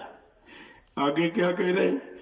और उपाय न ऐसा कोई, और उपाय न ऐसा कोई, और उपाय न ऐसा कोई, और उपाय न ऐसा कोई, रटन करो सुबह शाम से, रटन करो सुबह शाम से, जोड़ो री कोई सूरती नाम से, जोड़ोरी कोई सूरती नाम से। मन कह रहा मैंने समझ लिया है, आपके वचनों को सुनकर थोड़ा थोड़ा पालन करके उधर इंद्री के भोगों से जो गंदा छड़ी ग्रस्त ले रहा उसे छोड़ करके जब इधर आया हूँ तब धीरे धीरे समझ में आ रहा कि दूसरा कोई उपाय नहीं, आपके अलावा कोई दूसरा उपाय नहीं है, आपके अलावा कोई बचाने वाला नहीं है, आपके अनुसार के अलावा कुछ कलयुग के गांव से निकालने वाला नहीं। अब ये बात सब समझ में आ गई, और वही यही सतगुरु दयाल ही इस चमड़े के खोल से जीवात्मा को निकाल कर घर पहुंचा सकते हैं। ये काम और किसी के बस का नहीं। देखो ये समझ में आया, जब सत्संग वचनों को सुना, थोड़ा सा उधर लगाम ढीली, वो इधर की तरफ घसीट के आया, तो सब देख रहा है, सब समझ रहा है कि अब आपके अलावा और कोई नहीं, कोई उपाय संसार में किसी के बाद युक्ति उपाय नहीं है कि हमको ये काम हमारा कर देता या हमें भोगों से छुटकारा दिला देता, और इधर अपने वचनों में अपनी दया का एहसास करा देता। कहा मेरी समझ में आ गया। आगे क्या है कि प्रीति लाए, प्रीति लाए नित करो साध संग, प्रीत लाए नित करो साध संग, प्रीति लाए नित करो साध संग, प्रीत लाए नित करो साध संग, हट रहो जग के खासो आम से, हट रहो जग के खासो याम से, जोड़ो री कोई सूरती नामों से, जोड़ोरी कोई सूरती नाम से। के उनके चरणों में प्रीति लगाओ, अपना प्रेम प्यार मोहब्बत उनके चरणों में, उनके वचनों में लगा दो तो ये काम सरल हो जाएगा। और साध संग करो, जब उनके साधक मिल जाएंगे जो अपने मालिक के सिवा किसी को नहीं जानते, किसी को नहीं पहचानते, किसी को अपना मन और तन कुछ नहीं देते हैं, कहा ऐसे सच्चे साधकों की संगत करो और सच्चा साध तुम्हारी मन की सारी कच्चाई को निकाल देगा। कहते उनका साथ करो और हट रहो जग के खासो याम से, और संसार के इस सारे कामों से हमें आपको धीरे धीरे हटना है, हटाना है, और इधर से उधर गुरु के चरणों में लगाना है, उनके वचनों में लगाना है, उनकी दी हुई नाम की युक्ति में लगाना है, तो ये काम बहुत आसान हो जाएगा। आगे क्या कह रहे हैं कि सतगुरु स्वामी कहे समझाई, सतगुरु स्वामी कहे समझाई, सतगुरु स्वामी कहे समझाई, सतगुरु स्वामी कहे समझाई, लगो जाए सतनाम से, लगो जाए सतनाम से, जोड़ारी कोई सूरती नामों से, जोड़ोरी कोई सूरती कहते सतगुरु स्वामी कहे समझाई, बार बार गुहार पुकार लगा के समझा रहे हैं कि चलो इधर से उधर चलो और सही सच्चे नाम और स्थान पर पहुंच जाओगे, तब तुमको ये मालूम हो जाएगा कि हम कहाँ का रहने वाला था और कैसे वहां फंस गया, अगर सदगुरु दयाल की दया न होती तो कभी नहीं निकल पाता, क्योंकि और किसी को निकालना नहीं मालूम। और जो भी है सब फंसते ही चलेगा। ऋषि है, मुनि है, योगी है, ब्रह्मचारी है, अवतारी शक्तियां, ज्ञानी वैज्ञानी का ये सब तो फंसते ही रहे। अगर आपकी दया कृपा मेहरबानी न होती और दया करके आप ना आए होते तो कहा हमारा ये काम कोई नहीं कर सकता। हमारा तो कभी छुटकारा मिलेगा तो प्रश्न नहीं था। मैं इतना भोगों में लिप्त था, इतना डूब गया था कि वहां से निकलना बहुत मुश्किल था। आपकी दया हो गई, आपने दया कृपा मेहरबानी करके वो वचन सुना दिए, जिन वचनों से लोग काम क्रोध लोभ मोह अहंकार से बच जाते हैं और अपना धीरे से अपना काम बना लेते हैं। कहते हैं सदगुरु स्वामी कहे समझाई, लग हो जाए सतनाम से। ये तो झूठा है, झूठा स्थान है, झूठा लोक है और झूठा ही सामान है, झूठे भोग है। काय से निकलो और असली घर की तरफ चलो। सदगुरु स्वामी बार बार यही समझाते हैं, हमें आपको यही सुनाते हैं और करने की यही शिक्षा देते हैं और कहते चलो यहाँ से निकल चलो, ये तुम्हारा देश नहीं है, अपने असली स्थान सत्ता पहुंच चलो। जो तुम्हारा सच्चा धाम सत्ता वहां पहुंचो। मन टुकड़ी धाम का तुम चलना, वहां राज कमाना और हम पहुंचे सतगुरु दरबारा का तुम अपना राज भोगना अपने लोग में, मैं अपने मालिक के पास पहुंच जाऊंगी। तो इस तरह से दोनों का काम हो जाएगा। लेकिन बिना सतगुरु की दया के, बिना उनके वचनों के, बिना उनकी युक्ति नाम की कमाई किए ये काम कोई नहीं कर सकता। ये काम किसी के बस का नहीं है कि अपनी युक्ति, अपनी ताकत, अपनी बुद्धि लगा के कुछ कर लो, तुम और बिगाड़ लोगे। और क्योंकि तुम्हारी बुद्धि सांसारिक है, आध्यात्मिक नहीं। अध्यात्म को अभी पकड़ा नहीं है, वचनों को अभी माना नहीं है, आदेश हुक्म का पालन किया नहीं है और नाम की कमाई में लगा नहीं है, तो यह काम कैसे हो जाएगा। तो कहते बड़ा संभव है। इसलिए एक एक वचन को बड़ी चौकसी के साथ सुना। यह सत्संग कहीं नहीं होता है और आपने कहीं सुना भी नहीं था। पहले तो सुनाया गया है, लेकिन उस समय आप नामधारी नहीं थे, क्योंकि ये तो सत्संग चर्चा 10 जुलाई 1952 से चल रही और बीच में आप जाके बैठ गए।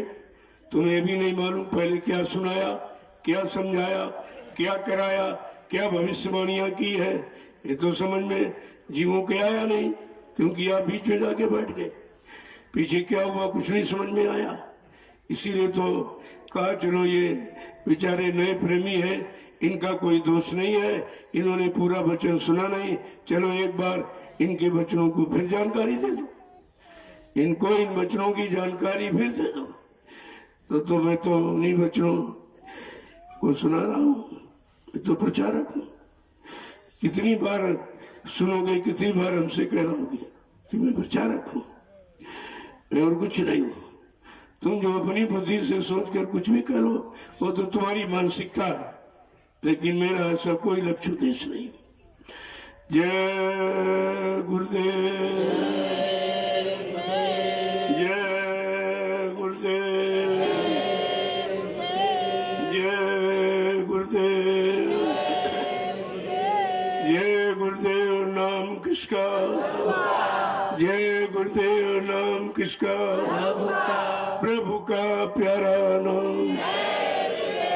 जरा खड़े हो जाओ आप लोग। देखो जितनी देरी खड़े होने में, उतनी देरी चलने में और उतनी देरी पहुंचने में। ये चीजें बराबर समझते हो कि जो शरीर की ये 3 क्रियाएं हैं, खड़ा होना, बैठना और झुकना, ये 3 क्रियाओं के बारे में जान। खड़ा हुआ जाता सतगुरु दयाल के अनमोल वचनों का पालन करने के, जन जन के कान तक पहुंचाने के लिए, ये खड़े होने का मतलब। और बैठना है उनके द्वारा दी हुई नाम युक्ति की कमाई, यानी भजन।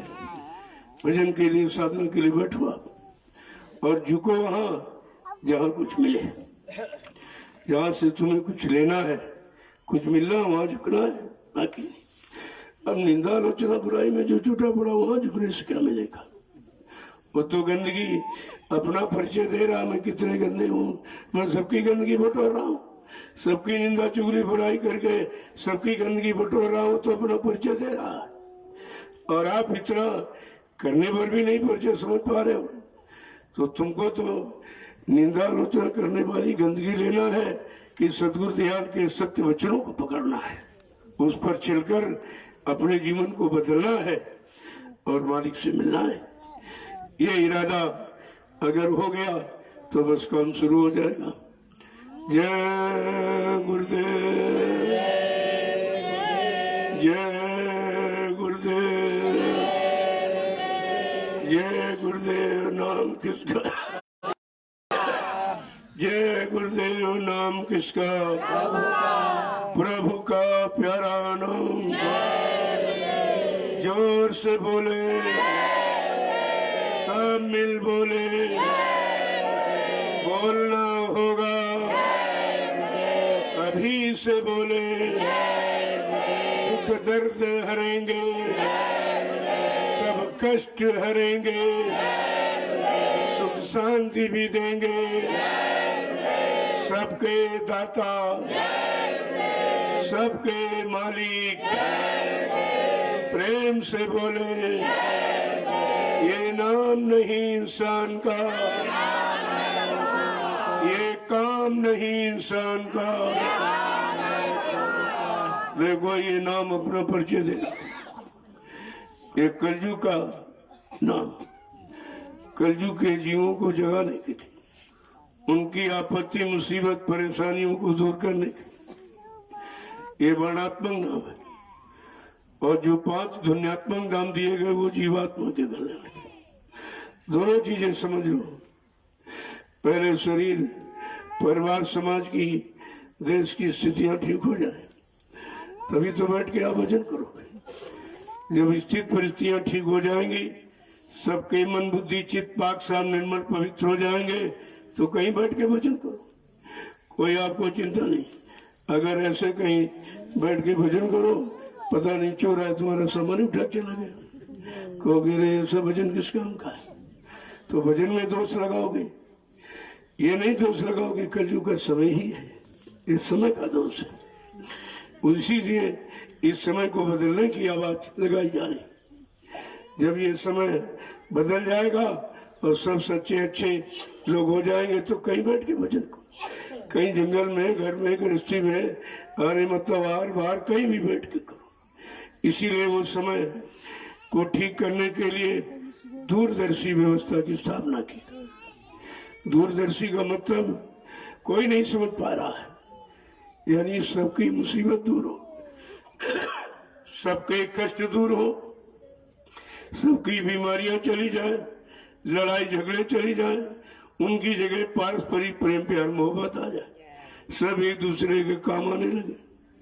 तो अगर ये ऐसा माहौल बन जाए तो भी भजन कहीं बैठ के करो, कोई चिंता नहीं होगी। तो पहले का माहौल तो बन जाने दो। माहौल वातावरण बनाने के लिए इतना सरल नहीं जितना आप समझते हो। भगवान राम को त्रेता का माहौल अच्छा सच्चा बनाने के लिए रावण से लड़ाई लड़नी पड़ी थी। ऐसे नहीं स्थापना धर्म की होती। धर्म माने व्यवस्था, परिवार की, समाज की, देश की। अगर सारी व्यवस्थाएं ठीक हो जाए फिर आपको कोई चिंता नहीं रहेगी। कहीं बैठ के भजन करो। यानी परिवार में बाल बच्चों की शादी ब्याह की सबसे बड़ी चिंता। अब ये चिंता जब तक दोनों, तो भजन कौन करेगा। लड़ाई झगड़ा है, ये मतलब न्याय और सुरक्षा कुछ नहीं, रोजी और रोटी कुछ नहीं। जब कुछ है ही नहीं तो आप भजन कैसे करोगे। कहा जब सब माहौल एकदम समाज का, परिवार का, देश दुनिया में इंसानों का जब सब परिवर्तित हो जाए, बदल जाएगा, फिर आप कहीं बैठ के भजन को। समृद्ध दाता दयालु ने एक ही बात कही कि हमारा लक्ष्य केवल भजन कराने का। 4 आने में व्यवस्था की बात करता हूँ और 12 आने उसमें भी अध्यात्म। दूरदर्शी में भी 12 आने अध्यात्म ही है। अब तुम अध्यात्म और भौतिक को समझ ही नहीं पाते हो। कितने साल प्रचार, 18 वर्ष दूरदर्शी का प्रचार कराएगा। कितने लोगों की समझ में आया ये दूरदर्शी क्या है? कहा सबके कष्ट मुसीबत को दूर करना, सबकी परेशानी और लड़ाई झगड़ों को, ये सब महंगाई और गरीबी बेरोजगारी ये सब अगर खत्म हो जाए तो फिर भजन करने का माहौल बन जाएगा। इसीलिए तो कहा सतयुग योगी सब ज्ञानी करी हरि ध्यान तरे भव प्राणी। जब सतयुग जैसा माहौल जब हो जाएगा सब भजन करेंगे, सब घर जाएंगे अपने, ऐसा नहीं है। इसीलिए तो सतयुग के लाने की तैयारी हो रही। अगर कलयुग में ही काम हो जाए तो सतयुग लाने की क्या जरूरत थी? समझा करो बात को पहले। अब वो सतयुग लाने की तैयारी है। उस तैयारी में कितने लोग भागीदार हैं, कितने हिस्सा ले रहे हैं? भाई जब सतयुग आएगा सब सत्य हो जाएगा। अभी जो निंदा आलोचना बुराई में जुटे पड़े ये सतयुग की तैयारी कर रहे हैं कि कलयुग की तैयारी में? ये कलयुग के जीव कलयुग की तैयारी में लगे पड़े हैं कि ये कलयुग की तैयारी हो जाए, सतयुग ना आने पावे। ये बाधा है, ये बाधक है, साधक नहीं है। इतनी बात तो आपको समझ लेनी चाहिए। इसलिए कहा था सब लोग सच्चाई ईमानदारी की तरफ बढ़ो, सब लोग एक दूसरे से प्रेम प्यार मोहब्बत करने में, एक दूसरे के काम आने में लगो। ये काम सदगुरु ने तो ये शिक्षा ये आदेश दिया और ये सब उल्टे कर रहे हैं। कोई आदेश नहीं माना, ये आदेश इन्होंने सुना ही नहीं। जब संदेश सुना होता और अपने लिए निजी आदेश माना होता तो इनका उद्देश्य जरूर निकल आता। उद्देश्य ऐसे नहीं निकलता। पहले संदेश सुनो, उस संदेश को अपने लिए निजी आदेश मानो तो तुम्हारा उद्देश्य तुरंत निकल आएगा। ऐसे उद्देश्य थोड़ी हो जाता है। तो ये सब आपको करना है धीरे धीरे। मैंने 8 वर्ष जो प्रचार किया है यही बताया। लोगों ने पूछा, मीडिया पत्रकारों को, पूछा भाई क्या आप चाहते हो? हमने कहा हम सच्चे अच्छे समाज का निर्माण करना चाहते, सच्चे अच्छे चरित्रवान लोगों को ले आना चाहते। उनके द्वारा इस धार्मिक धरा पर परिवर्तन होगा और पहले भी हुआ है। मैं ये और माँ बहन बेटियों की इज्जत आपको बचाना चाहता हूँ। मेरा इसके अलावा मेरा कोई उद्देश्य नहीं। जब मैंने अपना उद्देश्य सबको बता दिया तो फिर ये निंदा आलोचना बुराई कभी से बीच में कहां से आए? ये तो मैं काम करता ही नहीं हूँ। जब मैं नहीं करता तो आप क्यों करते हो? आप करते फिर भी मैं आपकी निंदा नहीं करता, क्योंकि हमें तो सदगुरु का ज्ञान मिला हुआ कि जो कोई निंदा बुराई करे उसको प्रणाम करो, उसको प्रणाम करो। निंदक नीरे राखी हो आंगन कुटी छवाए, बिन साबुन बिन पानी सब मैलो झर जाए। कहा उनको, उनकी जो निंदा करता हो उसको ये कहो तुम सलामत बने रहो, सुखी बने रहो और इसी काम में लगे रहो, तो तुम हमारी गंदगी उतारते रहोगे, हमारा भजन सुरक्षित हो जाएगा। और यहाँ तक लिखा कि निंदक को करो प्रणाम, जो तुम्हारी निंदा करे उनको प्रणाम करो। तो तुम निंदा करते, मैं आपको प्रणाम करता हूँ। मैंने बदले में कोई अपशब्द नहीं निकाला, क्योंकि हमारा ये काम नहीं है। हमारे आपके काम में यही अंतर है, जो आप करोगे वो हम नहीं करेंगे, वो हम नहीं करेंगे, क्योंकि आप काल के अधीन हो, मैं दयाल के अधीन हूँ। ये दयाल के वचन है, उन्हीं वचनों को मैं कहूंगा, काल के वचनों को कभी दोहराऊंगा नहीं। और आपको ये समझना चाहिए था। जय गुरुदेव, जय गुरुदेव।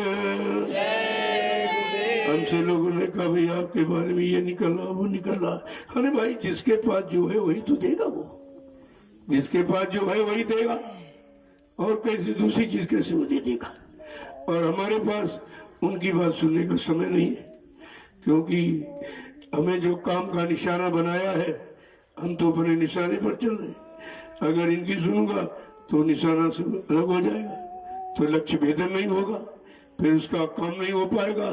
तो मेरे पास समय नहीं है कि मैं किसी की इस चर्चा को सुनूं। गुरु चर्चा, सदगुरु चर्चा के सिवा मेरे पास कोई चर्चा न करने का न सुनने का मेरे पास समय नहीं है। इस बात को समझना चाहिए आपको। जय गुरुदेव। और ये तो इतिहास बता रहा, जब कोई सच्चा अच्छा काम करने निकला तो बाधा जरूर पड़ी, बिना बाधा के तो कुछ नहीं हुआ। बगैर संघर्ष के कुछ नहीं। जिस सदगुरु दयाल का संदेश हम आप देते हैं, सुनते हैं, उनको तो बेगुनाह निर्दोष कितना सताया गया। केवल सत्य बात कही थी। उस समय वर्तमान जो शासक थी वो मुसलमान प्रधानमंत्री, तो सच्चाई बताई कि तुम्हारा राज खत्म होने वाला है, तुम्हारा राजनीति का पासा पलट जाएगा और तुम उसमें कुछ नहीं कर पाओगे। जब सत्य बात कह दी तो उसको बुरा लगा कि मेरे राज्य में रह रहे, मेरे अनुसार क्यों नहीं कह रहे। अरे भाई, संत महात्मा किसी के अधीन नहीं होते, वो पराधीन नहीं होते, वो स्वतंत्र होते। तो इतना कहने पर उसने क्या किया, आपातकालीन इमरजेंसी लगा दिया और 29 जून 1975 को बाबा जी को जेल में बंद कर दिया, बेगुनाह निर्दोष। देखिए, पहले अगर उस समय लोगों ने समझा होता तो ये काम नहीं करते, और आज लोग इस चर्चा को सुनते हैं, अगर समझे होते तो ये काम नहीं करते। तो जेल में बंद कर दिया और फिर दबाव डाला कि अपने शिष्यों से, भक्तों से हमारा प्रचार करा दीजिए, आपको एक हेलीकॉप्टर दूंगी, बहुत सारा रुपया पैसा दूं, ये लालच दिया। तो बाबा जी ने कहा, होश में है तू किससे बात कर रही है? अगर तुझको अपनी अमीरी पर गर्व है तो मुझको अपनी फकीरी पर नाज है। कहा, मेरा जेल में आने का मुहूर्त है। देखिए, महात्मा मुहूर्त होता रहे और लोग बेचारे परेशान होते, जेल में दुखी होते, रोने लगते। वो कहते नहीं, मेरा मुहूर्त है, मुहूर्त है। जब तक वो मुहूर्त रहेगा तो मुझे जेल से निकाल नहीं सकती, और जिस दिन मुहूर्त समाप्त हो जाएगा तो जेल में रख भी नहीं सकती। जब ऐसा चैलेंज कर दिया तो और नाराज हो गई। उसने बाबा जी की बेड़ी हथकड़ी डाल दी, बीच में एक डंडा लगा दिया कि ये न बैठ पाएंगे न लेट पाएंगे। जो सजा चोर डकैत कतली को आज समर्थ महापुरुष को दी जा रही। देखिए तो पहले आप, तो ये कब लोगों ने भलाई की, अच्छाई को, सच्चाई को कितने लोगों ने समझा। तो आज कोई ये नया काम नहीं। वो जीव जो पुराने कलयुग के जीव हो तो अपना काम करेंगे, उनका काम है, वो अपना काम कर रहे हैं। जो मेरा काम है, मैं अपना काम कर रहा हूँ। मैं तो उसमें कोई सुस्ती नहीं ले आ रहा हूँ। उनके सुनाने और लिखने का और प्रसारित करने का मेरे पर कोई असर नहीं उसका, क्योंकि मैं समझता हूँ झूठ है। मैं तो झूठ और सच को अच्छी तरह जानता हूँ। और देखिए कितने परेशान किया। जब समर्थ महापुरुष जो परिवर्तन करने के लिए आया, जब उसी को इस तरीके से बेगुनाह निर्दोष जेल में बंद करके चोर डकैत कतली वाली सजा दी जाएगी तो परिणाम कितना खराब होगा। और बाबा जी ने कहा भी था, हमसे जो टकराएगा वो चूर चूर हो जाएगा। क्या इस आवाज को लोगों ने समझ पाया? ये कौन आवाज लगा सकता? इतना बड़ा चैलेंज कौन दे सकता सृष्टि में? लेकिन नई बात समझ में आई। जब नहीं समझ में आई तो फिर लीला हो गई कि कोई नहीं समझ रहा है, कोई समझदार तैयार नहीं हुआ है, कोई मानने वाला और मानकर करने वाला कोई तैयार नहीं है। तब ये लीला हो गई कि जब कोई सुनता नहीं, कोई समझता नहीं, कोई करना नहीं चाहता, लाभ लेना नहीं चाहता, चलो कहा ये करते, तो फट से पर्दे के पीछे खड़े हो गए। पर्दे के पीछे, पर्दे की बात समझना चाहिए आप, पर्दे की। इसलिए संत महापुरुषों को जब कष्ट दिया जाएगा, मुसीबत दिया जाएगा, उनकी सच्ची अच्छी बात धर्म की सुनी नहीं जाएगी तो परिणाम तो खराब ही होगा कि अच्छा परिणाम होगा। और ये सब सोचना चाहिए, लोगों समझना चाहिए कि आज ये परिवर्तन की लहर है, अब कलयुग जाने की तैयारी में है और सतयुग आने की तैयारी में है। और कहा कि एक लाइन पर जब दो गाड़ियां आ जाएंगी तो टक्कर खराब होती है, खराब टक्कर होती है। इसीलिए कलयुग सतयुग के टक्कर में कहा बच्चों निकल कर मर जाएगा, ये भी ऐलान किया गया है। ऐसा नहीं कुछ बताया नहीं गया, बराबर जानकारी दी जा रही। संत महापुरुषों के लिए बराबर कहा जा रहा कि सब लोग सच्चाई ईमानदारी के लिए खड़े हो जाओ और यानी परमात्मा से आवाज लगा दो एक बार, साधुओं जगा दो जगत को, धरा पर अंधेरा रहने न पावे। ऐ साधु संत महात्माओं, इतना जागरण करो, धर्म का इतना प्रचार हो जाए कि अंधेरा, अज्ञानता का, भूल भ्रम का, ये सब खत्म हो जाए। तो ये तो सबका काम है, कोई हमारे के लिए थोड़ी है, सबका काम। अब सब लोग करने लगे, जल्दी हो जाएगा, क्योंकि ये बहुत बड़ा देश है, देश तो बहुत बड़ा है। अकेले घूम घूम कर बताना, वैसे मैंने बड़ी कोशिश की है, 8 वर्ष मैंने अकेले ही घूम घूम के पूरे हिंदुस्तान में संदेश दिया, सही सच्चे रास्ते पर लाने के लिए, शाकाहारी बनने के लिए, सदाचारी बनने के लिए, ब्रह्मचारी बनने के लिए, घर परिवार में रहकर ये सच्चाई ईमानदारी आ जाए और सब लोग सच्चाई ईमानदारी से काम करने लगे तो किसी बात की कमी नहीं होगी और फिर सबकी कदर होगी, सबकी कदर, सबकी इज्जत होगी। लेकिन ऐसा माहौल तो बन जाए, तुम्हारा सम्मान कैसे लोग करेंगे। जय गुरुदेव, जय गुरुदेव। जब बाबा जी ने कलयुग में भी गुल बजा दिया, कलयुग के जाने का, सचिव लाने का, तभी से तो ये बात छिड़ गई, तभी ये बात छिड़ गई। और कलयुग की करनी करने वालों को चिंता हो गई कि मेरा सभी साम्राज्य खत्म कर देंगे, तो उठा के बेगुनाह निर्दोष जेल में बंद कर दिया।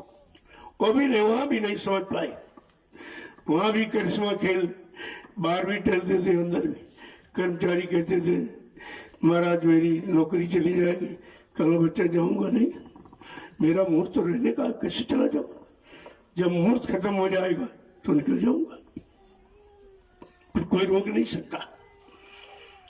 तो कितना कितना, उतना तो भी नहीं कर रहे, केवल जमाने पर ही गंदी कर रहे, अपना मन खराब कर रहे, तभी ये गंदगी प्रसारित कर रहे हैं। पहले अपना मन खराब करोगे तब किसी की खराबी कह पाओगे।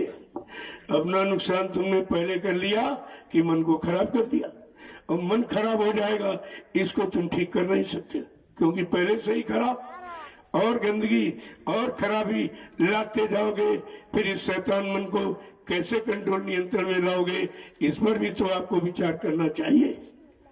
लेकिन विचार कौन करे जब को विचार पहले ही प्रवेश कर गया है। जय गुरुदेव, जय गुरुदेव, जय गुरुदेव। नाम किसका? जय गुरुदेव। नाम किसका? प्रभु का प्यारा नाम। देखो सम्राट मालिक ने समय से कैसा नाम दिया है, जय गुरुदेव। यानी जितने गुरु आए सबकी जय हो, जितने मौजूद हैं उनकी जय हो, और जितने भविष्य में आएंगे सबकी जय हो।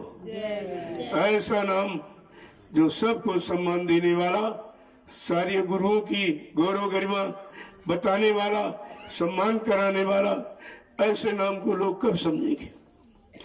और कहते तो बेचारे रोज हैं, रोज पढ़ते हैं गुरु ब्रह्मा गुरु विष्णु गुरुदेव महेश्वरा गुरु साक्षात परब्रह्म तस्मै श्री गुरुवे नमः। कितना साफ साफ, ये नहीं लिखा ब्रह्मा गुरु का, गुरु ही ब्रह्मा है, गुरु ही विष्णु, गुरु ही शंकर, गुरु साक्षात परब्रह्म परमात्मा। तो जय गुरुदेव नाम परमात्मा प्रभु क्या कुछ नया बताया जा रहा है? अरे बात तो यही है, चाहे गुरु कहो, चाहे जय गुरु जी और जय गुरुवर जी और जय गुरुदेव जी, बात तो एक ही है। अब वो बात समझ में नहीं आई, थोड़ा सा आगे जय लगा दिया, पीछे देव, बीच में गुरु बैठा है, गुरु तो बीच में बैठा है, आगे जय पीछे देव, तो जय गुरुदेव में तुम्हें शंका पैदा हो गई, बात आपने समझी नहीं, और काम भी नहीं देगा, काम भी आपने नहीं समझा। अरे काम से तो नाम की पहचान हो जाती है। जय गुरुदेव। अब आप लोग अपनी अपनी सेवा में चलो। देखो जो सेवा मिल जाए, ये परमार्थी सेवा जो कल मिट्टी की रात में चली थी, जो मिट्टी आप डाल रहे हो, ये केवल अपने लिए नहीं, तुम्हारा निजी स्वार्थ उसमें निहित नहीं है, बल्कि जो चीज बन जाएगी भविष्य में कितने लाखों लोग आएंगे, वो बैठ करके सुमरन ध्यान भजन करेंगे, सेवा करेंगे, तो ये कितना बड़ा लाभ आगे आने वाली पीढ़ी के लिए आप दे रहे हैं, इसको कहते हैं परमार्थी सेवा। इसमें परमार्थ है, तुम्हारा कोई स्वार्थ निजी नहीं है, केवल आपने तो आदेश हुकुम का पालन किया। और मतलब तो ये चीज समझनी चाहिए इस धरा पर, क्योंकि ये धरती 88,000 ऋषियों की तपोभूमि है। 88,000 ऋषियों ने यहाँ तपस्या किया, तब इस भूमि को गौरवान बनाया है। और उस भूमि का लाभ किसको मिलेगा, ये भी लोगों ने पढ़ा नहीं। रामचरितमानस के उत्तरकांड में संत गोस्वामी जी महाराज ने बिल्कुल स्पष्टीकरण किया है कि तीर्थवर नैमिष विख्याता अति पुनीत साधक सुखदाता। ये तीर्थों का राजा तीर्थ नैमिष पावन पुनीत है। इस पर जब किसी संत के कोई साधक आएंगे और नाम की साधना करेंगे, उनको इस तपोभूमि का लाभ मिलेगा। ये गोस्वामी जी महाराज ने 550 वर्ष पहले ही सूचना दे दी रामचरितमानस के माध्यम से, लोगों ने उसको भी नहीं समझा, वो भी लाभ नहीं कोई ले पाया। तो ये तो सब जो चीज मैं कहूंगा सब प्रमाणित करता हूं। मैं उधर उधर की कपोल कल्पित काल्पनिक कोई बात नहीं करता, सब करूंगा प्रमाणित कहूंगा।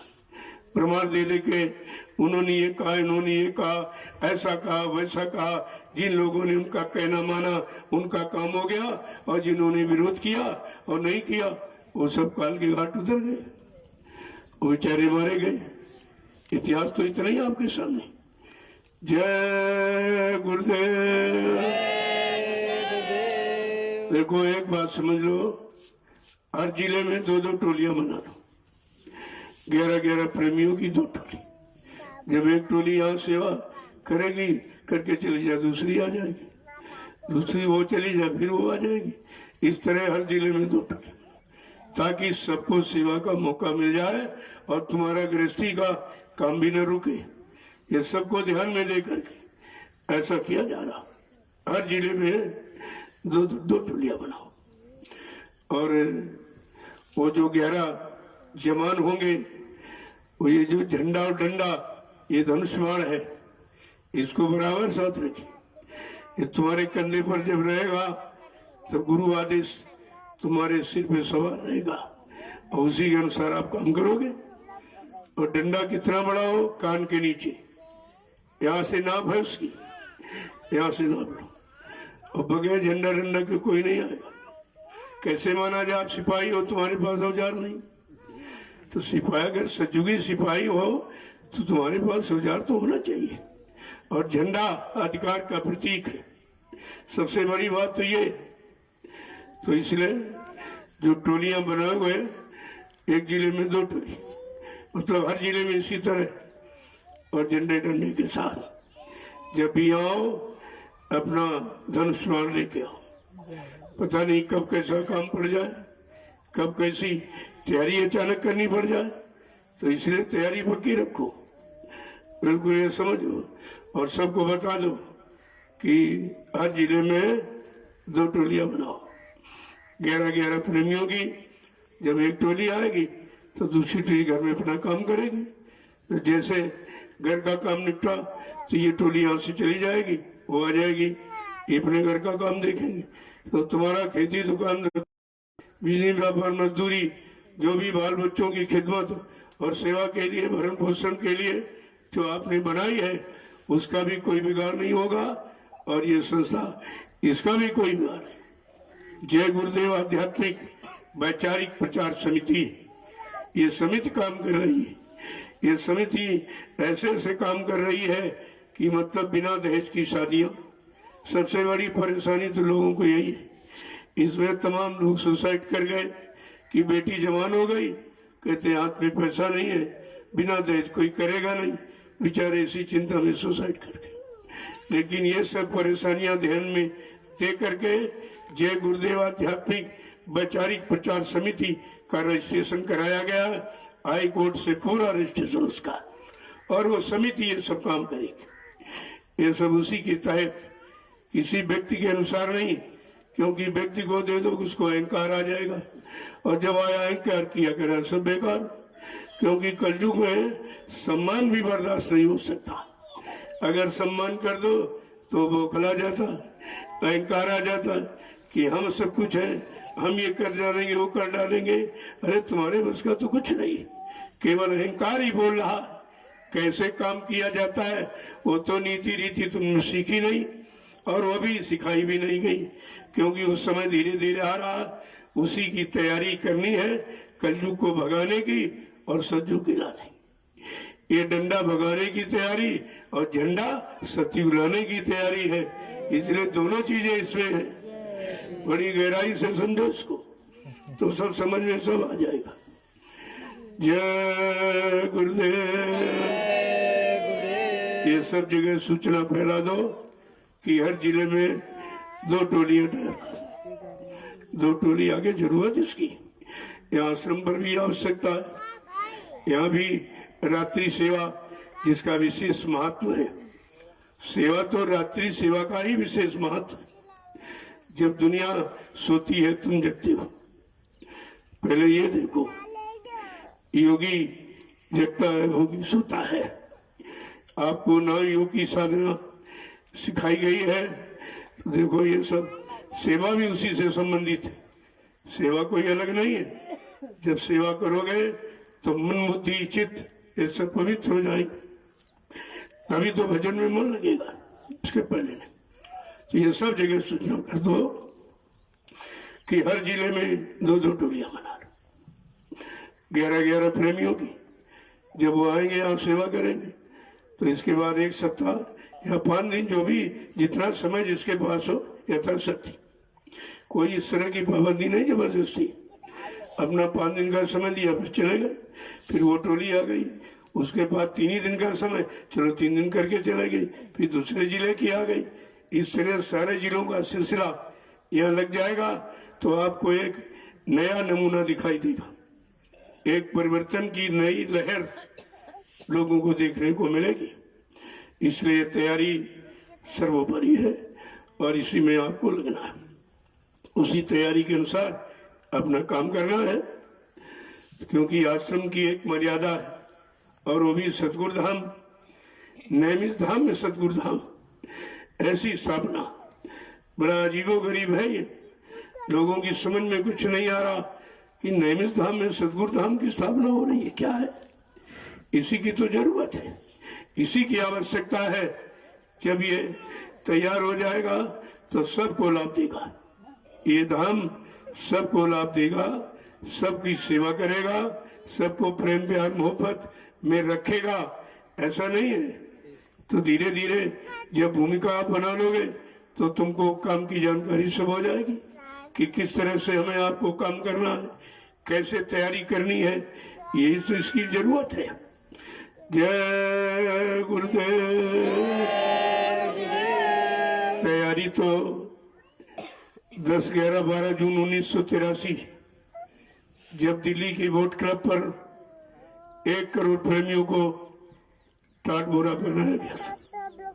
ये निराली फौज हिंदुस्तान में तैयार की गई थी, 1 करोड़ लोगों को टाट बोरा, और कहा ये जो परिवर्तन करने आया ये वस्त्र सबको धारण करना पड़ा।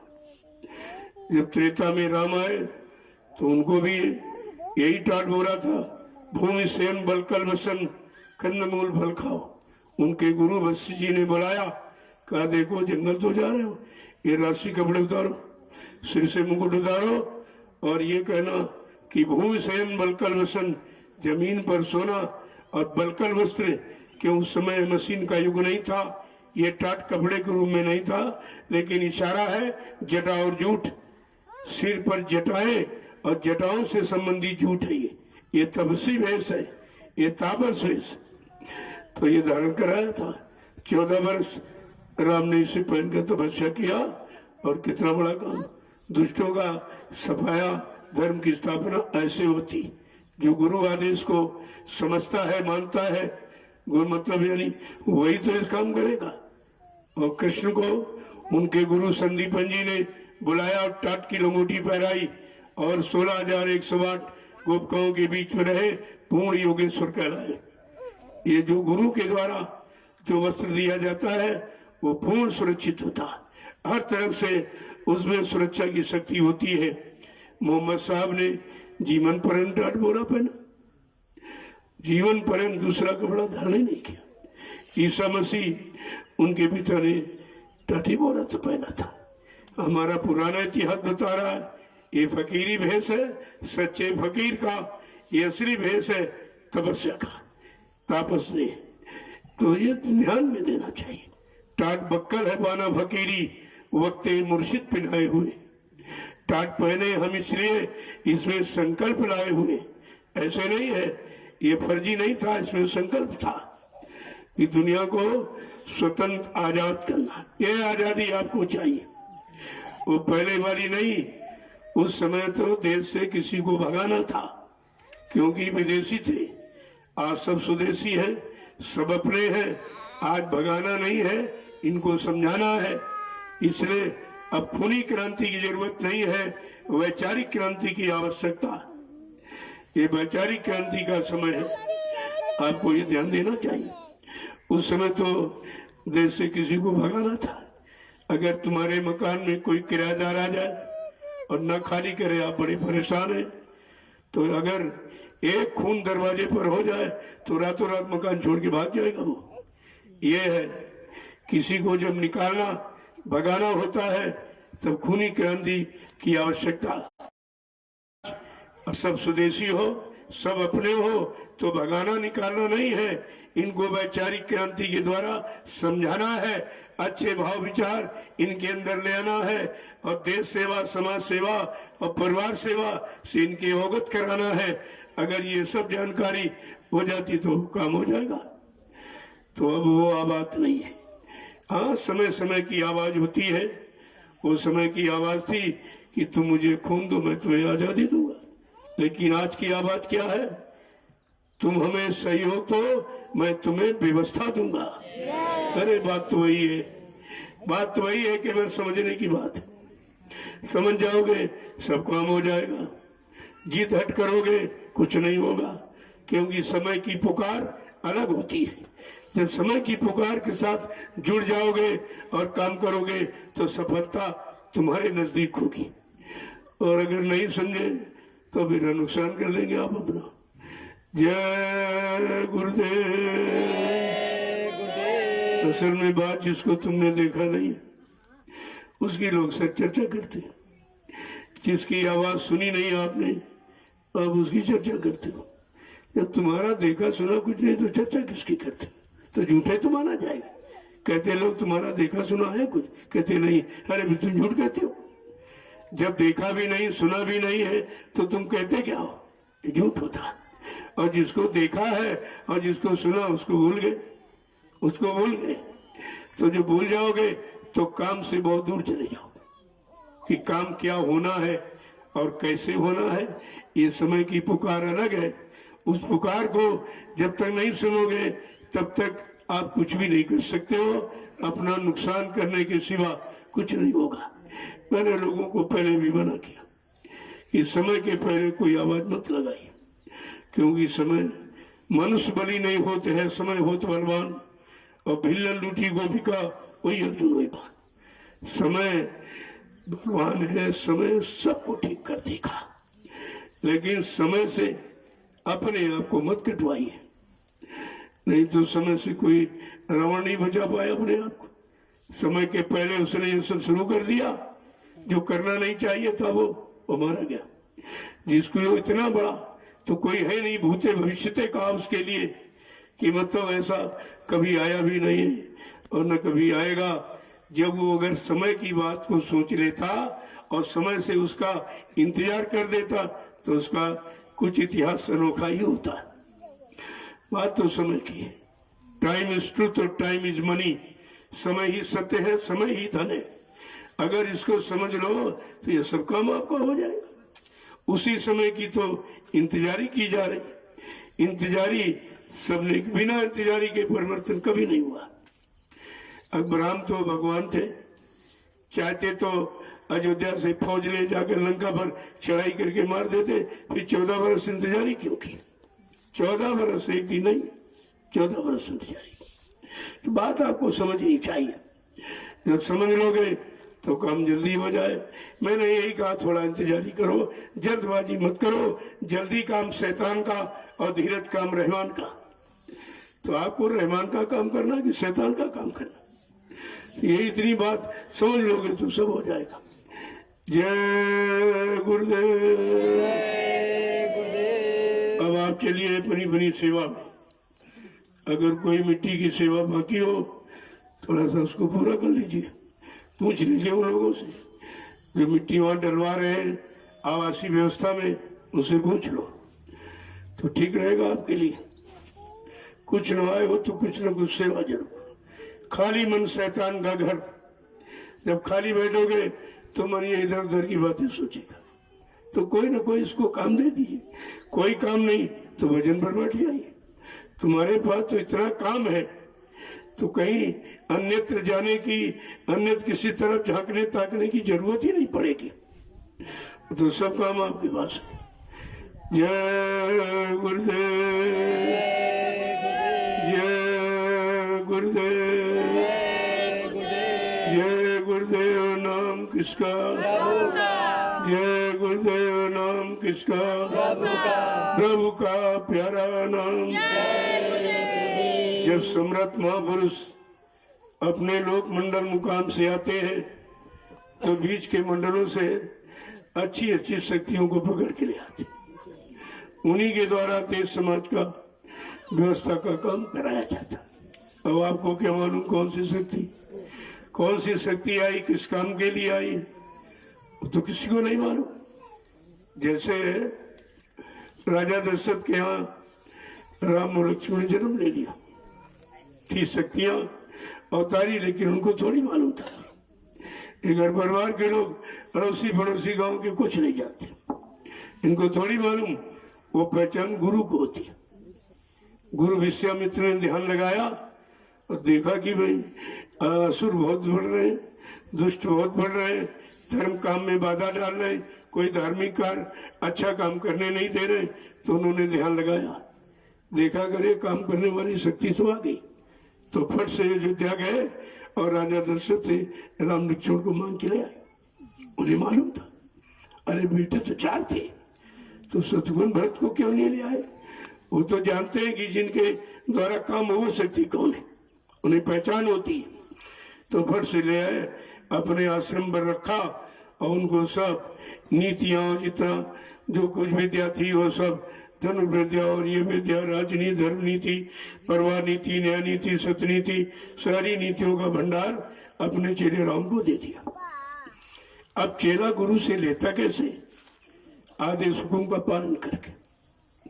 जब आदेश हुकुम का पालन किया तो राम ने अपने गुरु से ये सारी शिक्षा, नीतियों की भंडार सबको ले लिया। जब कुछ सबको ले लिया तो कहा कि दे तो दिया, जरा इसकी परीक्षा करो, जरा परीक्षा करो, जो मैंने इसको शिक्षा दी है या जो विद्या सिखाई है इसमें कुछ आई कि नहीं आई। तो परीक्षा के लिए कहाँ ले गए? जनकपुरी। राजा जनक ने स्वयं ठाना था अपनी बेटी का, और उनका संकल्प था कि जो इस धनुष को तोड़ेगा, जो ऋषि दधीच की हड्डियों से बना था, इतने तपस्वी थे कि मतलब तपस्या करके हड्डियों को इतना मजबूत शक्ति हड्डियां, और उनकी हड्डियों से जो धनुष बना वो साधारण इंसान की बस की बात नहीं, तो उसको तोड़ देता। और विश्वामित्र ने ध्यान लगाया कि चलो इतने दिन इसको शिक्षा दी है, सिखाया है क्या, देखे कुछ ज्ञान इसमें आया कि। तो परीक्षा के लिए ले गए। बताया कुछ नहीं कि तुमसे क्या कराया जाएगा, क्यों ले लिया जाएगा, कुछ नहीं बताया। और चुपचाप उसी सभा में जाके बैठ गए जहाँ बड़े बड़े विद्वान, धनवान, बलवान सब आए थे, वहीं जाके बैठ गए। और किसी ने पहचाना नहीं। इतनी बड़ी विद्वत समाज थी, लेकिन गुरु और शिष्य को किसी ने पहचाना नहीं। गुरु शिष्य की पहचान ऐसी नहीं होती है बगैर काम की। और चुपचाप विश्वामित्र चाहते तो पहले याद देते कि राम से धनुष तोड़ा सकते थे, लेकिन नहीं। वहां लोग झगड़ा करते कि इनके चेला बहादुर है क्या, हम तो ये काम कर सकते। तो सबको गुरु मौका देते, सबको मौका दिया। जब वो काम किसी से नहीं हुआ तब जब एक एक करके गए तो धनुष किसे नहीं उठा, खिसका नहीं पाए, उठाना तो बहुत दूर, तिल भर घूम न सके उचकाई, तिल मात्र भी खिसका नहीं पाए। तब उनको क्रोध आ गया कि हमारा नाम बड़े धनवान बलवान बुद्धिमानों में लिया जाता, एक छोटा सा धनुष नहीं था। तो क्रोध आ गया। जब मानव की बुद्धि क्रोध आ जाता तो बुद्धि का विवेक ज्ञान शून्य हो जाता। क्रोध तो पाप की जड़ है।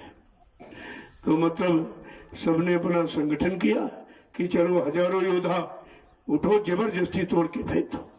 देखो मर्यादा खत्म हो गई। जहाँ मर्यादा का नाश होता है वहां पर शक्तियां सबकी खराब हो जाती है, कमजोर हो जाती है। हजारों योद्धा उठे, उनसे भी नहीं। अब उनको ये भी नहीं मालूम है कि अगर हजारों योद्धा से मिलके ये धनुष टूट जाएगा तो सीता का बंटवारा कैसे होगा। सीता कोई वस्तु तो है नहीं, तो सीता की तो दुर्दशा हो जाएगी। हमने तोड़ा हमारे साथ हो, वो कहेगा हमने तोड़ा हमारे साथ हो, इस तरह एक संघर्ष अलग तैयार हो जाएगा। लेकिन बात यह है जहां पर समय का गुरु बैठा होता ऐसा जगह अपराध नहीं होने देता, क्योंकि विश्वामित्र जी मौजूद थे वहां, चुपचाप बैठे थे, कुछ नहीं कहा, इंतजार कर रहे थे।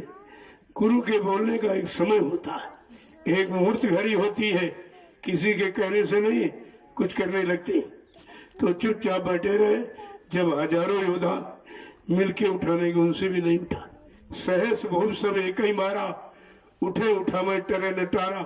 जब हजारों योद्धा उठा रहे गए, उनसे भी धनुष नहीं उठा और सब पश्चाताप करने लगे। जब धनुष को दंडवत प्रणाम करके सब चलने लगे, विश्वामित्र जी ने सोचा अब मेरे बोलने का समय उचित है। गुरु कब बोलता है? जब सब थक जाते हैं, सब फेल हो जाते हैं, सबकी शक्ति समाप्त हो जाती है और काम नहीं होता है, तब गुरु बोलता है। ये तो गुरु की बात है और हमें आपको तो सदगुरु मिले हैं। उनका विषय क्या है, उनका मूर्त घड़ी क्या है, ये तो कोई जान ही नहीं सकता। वो कब बोलेंगे? तो इशारा तो किया जब ये राजनीति लोग अपना हथियार डाल देंगे, कहेंगे न्याय सुरक्षा मेरे बस की नहीं, रोजी रोटी देना मेरे बस की नहीं, महंगाई गरीबी बेरोजगारी हटाना मेरे बस की बात नहीं, टैक्सों की भरमार रोकना ये भी मेरे बस का नहीं, और ये चोरी डकैती कत्ल बलात्कार ये भी मेरे बस का नहीं। और धार्मिक देश भगवान राम की और कर्म भूमि भगवान कृष्ण की और योग भूमि ये संतों की, इस पर जब से ये हत्याएं नहीं बंद होगी और गंदा खान पान मनुष्य मंदिर में डालकर, इस मनुष्य मंदिर को हमने आपने गंदा किया है, क्योंकि मनुष्य मंदिर में परमात्मा की चेतन मूर्ति जीवात्मा बैठी हुई, परमात्मा की मूर्ति असली, वहां ये गंदगी डाल रहे हो। जहाँ नकली मूर्ति वहां भी गंदगी लोग नहीं फैलाते, जानते भाई भगवान की मूर्ति है, कोई हमारा नुकसान हो जाएगा, जब इधर कुछ नहीं, केवल कल्पना है। और यहाँ तो आपके अंदर बैठी हुई, कहा जब तक ये सब नहीं खत्म हो जाएगा और ये सब कह देंगे मेरे बस का नहीं, तब बाबा जी ने कहा तब मैं अपना ब्रह्मास्त्र उठाऊंगा। तब कहा मैं अपना ब्रह्मास्त्र उठाऊंगा। अब ब्रह्मास्त्र क्या है ये भी सब लोग भूल गए हो। पहला दूरदर्शी, दूसरा भूमज्योतक, दो ब्रह्मास्त्र नहीं। कहा तब उठाऊंगा। तो इसीलिए उन्होंने परिचय पहले ही दे दिया कि हमारा ब्रह्मास्त्र जब उठेगा तो भारत की जनता को क्या मिलेगा, कौन सा लाभ देगा, ताकि कोई ये न सोचे कि बाबा जी के ब्रह्मास्त्र से काम क्या होगा। तो पहले उन्होंने इशारा किया कि दूरदर्शी आएगी, धरा पर सतयुग लाएगी। दूरदर्शी देखिए कितनी बड़ी चीज, दूरदर्शी का पैगाम हर बच्चे को देगी काम।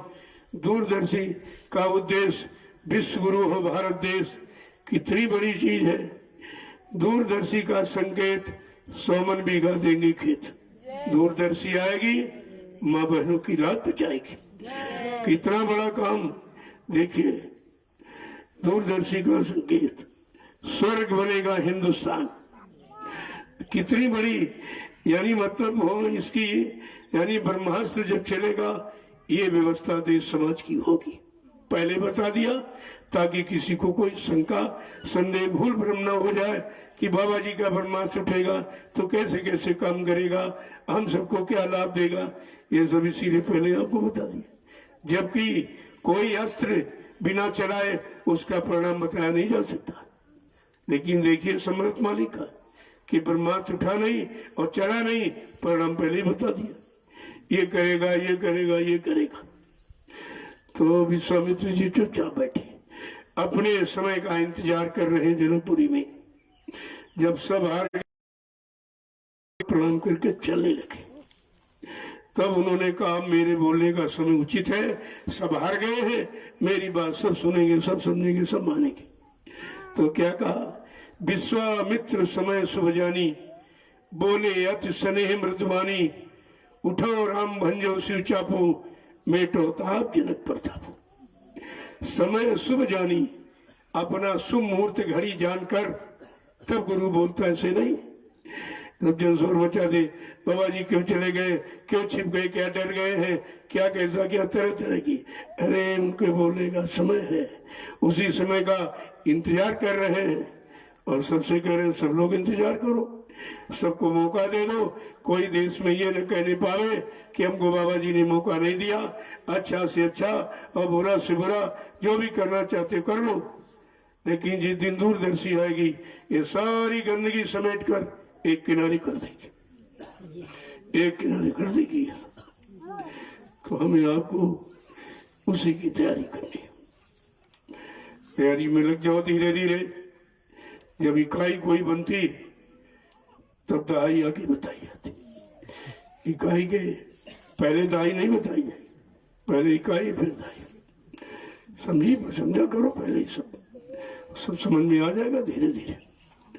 तो मतलब यानी जब आदेश दिया गुरु जी ने तो राम को शंका हो गई, क्योंकि अगर शिष्य को अपनी शक्ति का एहसास करा दिया जाए तो अहंकार आते देर नहीं लगती।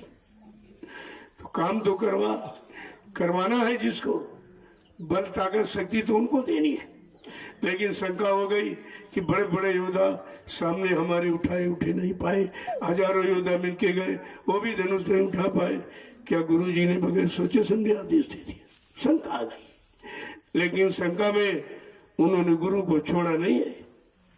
क्या किया, गुरु ही प्रणाम मनाई मन कीन्हा, तब राघव उठाए धुंडीना। अपने गुरु को प्रणाम किया। अंदर में प्रणाम का मतलब कि आपने आदेश दिया है, आप ही जानो, ये काम आप करेंगे, मेरे बस का नहीं है। चलो आपने आदेश दिया है, मैं निमिषमात्र खड़ा हो जाऊंगा, काम तो आपको करना। और हकीकत है कि धनुष राम ने नहीं तोड़ा है, गुरु के बल से टूटा था, ये गुरु के बल से काम हुआ था। तो कहने का मतलब इतिहास भी उधर साक्षी है, इधर आपके सामने काम की रूपरेखा भी बताई जा रही है। तो बात को समझा करो। जय गुरुदेव। अब आप चलिए अपनी अपनी सेवा में, जो भी मिल जाए छोटी मोटी सेवा, छोटी बड़ी नहीं होती, सेवा तो सेवा होती उसको करना है सिर्फ ये मानकर। और यहाँ से जाओ अपने बड़े जिले में इधर उधर टोलियां तैयार करो, सब झंडे डंडे के साथ, बिल्कुल धनुष्मान कंधे पर होना चाहिए, क्योंकि जब काम का समय है तो उसकी जरूरत है। इस बात को समझिए आप। और पहले से भी इशारा था कि डंडा और डंडे में झंडा है। झंडा ये अधिकार का प्रतीक है और डंडा समझाने का प्रतीक, दोनों चीजें। तो दोनों चीजें समझ में आ जाएंगी तभी धनुष बाण को कभी उतारोगे नहीं आप कंधे से, ये रहना चाहिए। जय गुरुदेव, जय गुरुदेव। जब 11-11 की टोली झंडा डंडा लेके चलेगी तो लोग देखेंगे। एक बहुत अच्छा एक दृश्य दिखाई देगा। ये गुरु के कितने बड़े अनुशासन में रहते, गुरु का अनुशासन मानने वाले, गुरु के आदेश को सर्वोपरि रख करके उसका पालन करने वाले हैं। ये गुरु भक्त है, ये इनकी गुरु भक्ति है, ये सब आपको काम के पहले ही तो दिखाना है, इसी जो जरूरत है। और सब जगह ऐलान कर दो, हर जिले में 2-2 टोलियां बना लो, 11-11 व्यक्तियों की झंडे डंडे के साथ। जब आप एक टोली यहाँ आएगी, सेवा करेगी, चली जाएगी, दूसरी आ जाएगी। इसी तरह हर जिले से जब 11-11 की टोली आएगी तो यहाँ बिल्कुल एकदम समागम दिखाई देगा, एकदम फुलवारी खिली हुई। ये झंडा आपके इत्कार का प्रतीक है, ये दिखाई देगा आपको। जय गुरुदेव। अब आप लोग चलिए, देखो मिट्टी की सेवा अगर थोड़ी बहुत रह गई हो तो उसका पूरा कर लीजिए, या उनसे पूछ लो, क्योंकि वो गिट्टी जो बड़ा बड़ा डेला पड़ा उसको फोड़ना है। सब लोग उसमें लग जाओ, उसको फोड़ करके एकदम ठीक कर दो ताकि उसमें पड़ जाए और जल्दी से प्लास्टर हो जाए, क्योंकि जब आप आओगे तो ये ठहरने की जगह अच्छी बन जाएगी, रहने के लिए आपके लिए अच्छा रहेगा। जय गुरुदेव। अब आप चलिए, जो लोग जाने वाले हो मैं यही मिलूंगा उससे, यहीं पर मिल लूंगा। वैसे सेवा तो आपको कल ही तभी जाना चाहिए, बगैर सेवा किए जाओगे तो आप बताओगे कहाँ कि कौन सी सेवा चल रही वहाँ। सेवा का मतलब क्या है, जब करोगे तभी तो तुम्हारी समझ में आएगा। हाँ, कोई इमरजेंसी है, कोई जाना जरूरी है और सेवा शाम को कर चुके, उनसे मैं अभी यहाँ पर मिल लूंगा, जो और उनको प्रसाद मिल जाएगा जो तुम्हारे काम आएगा। समझ। जय गुरुदेव।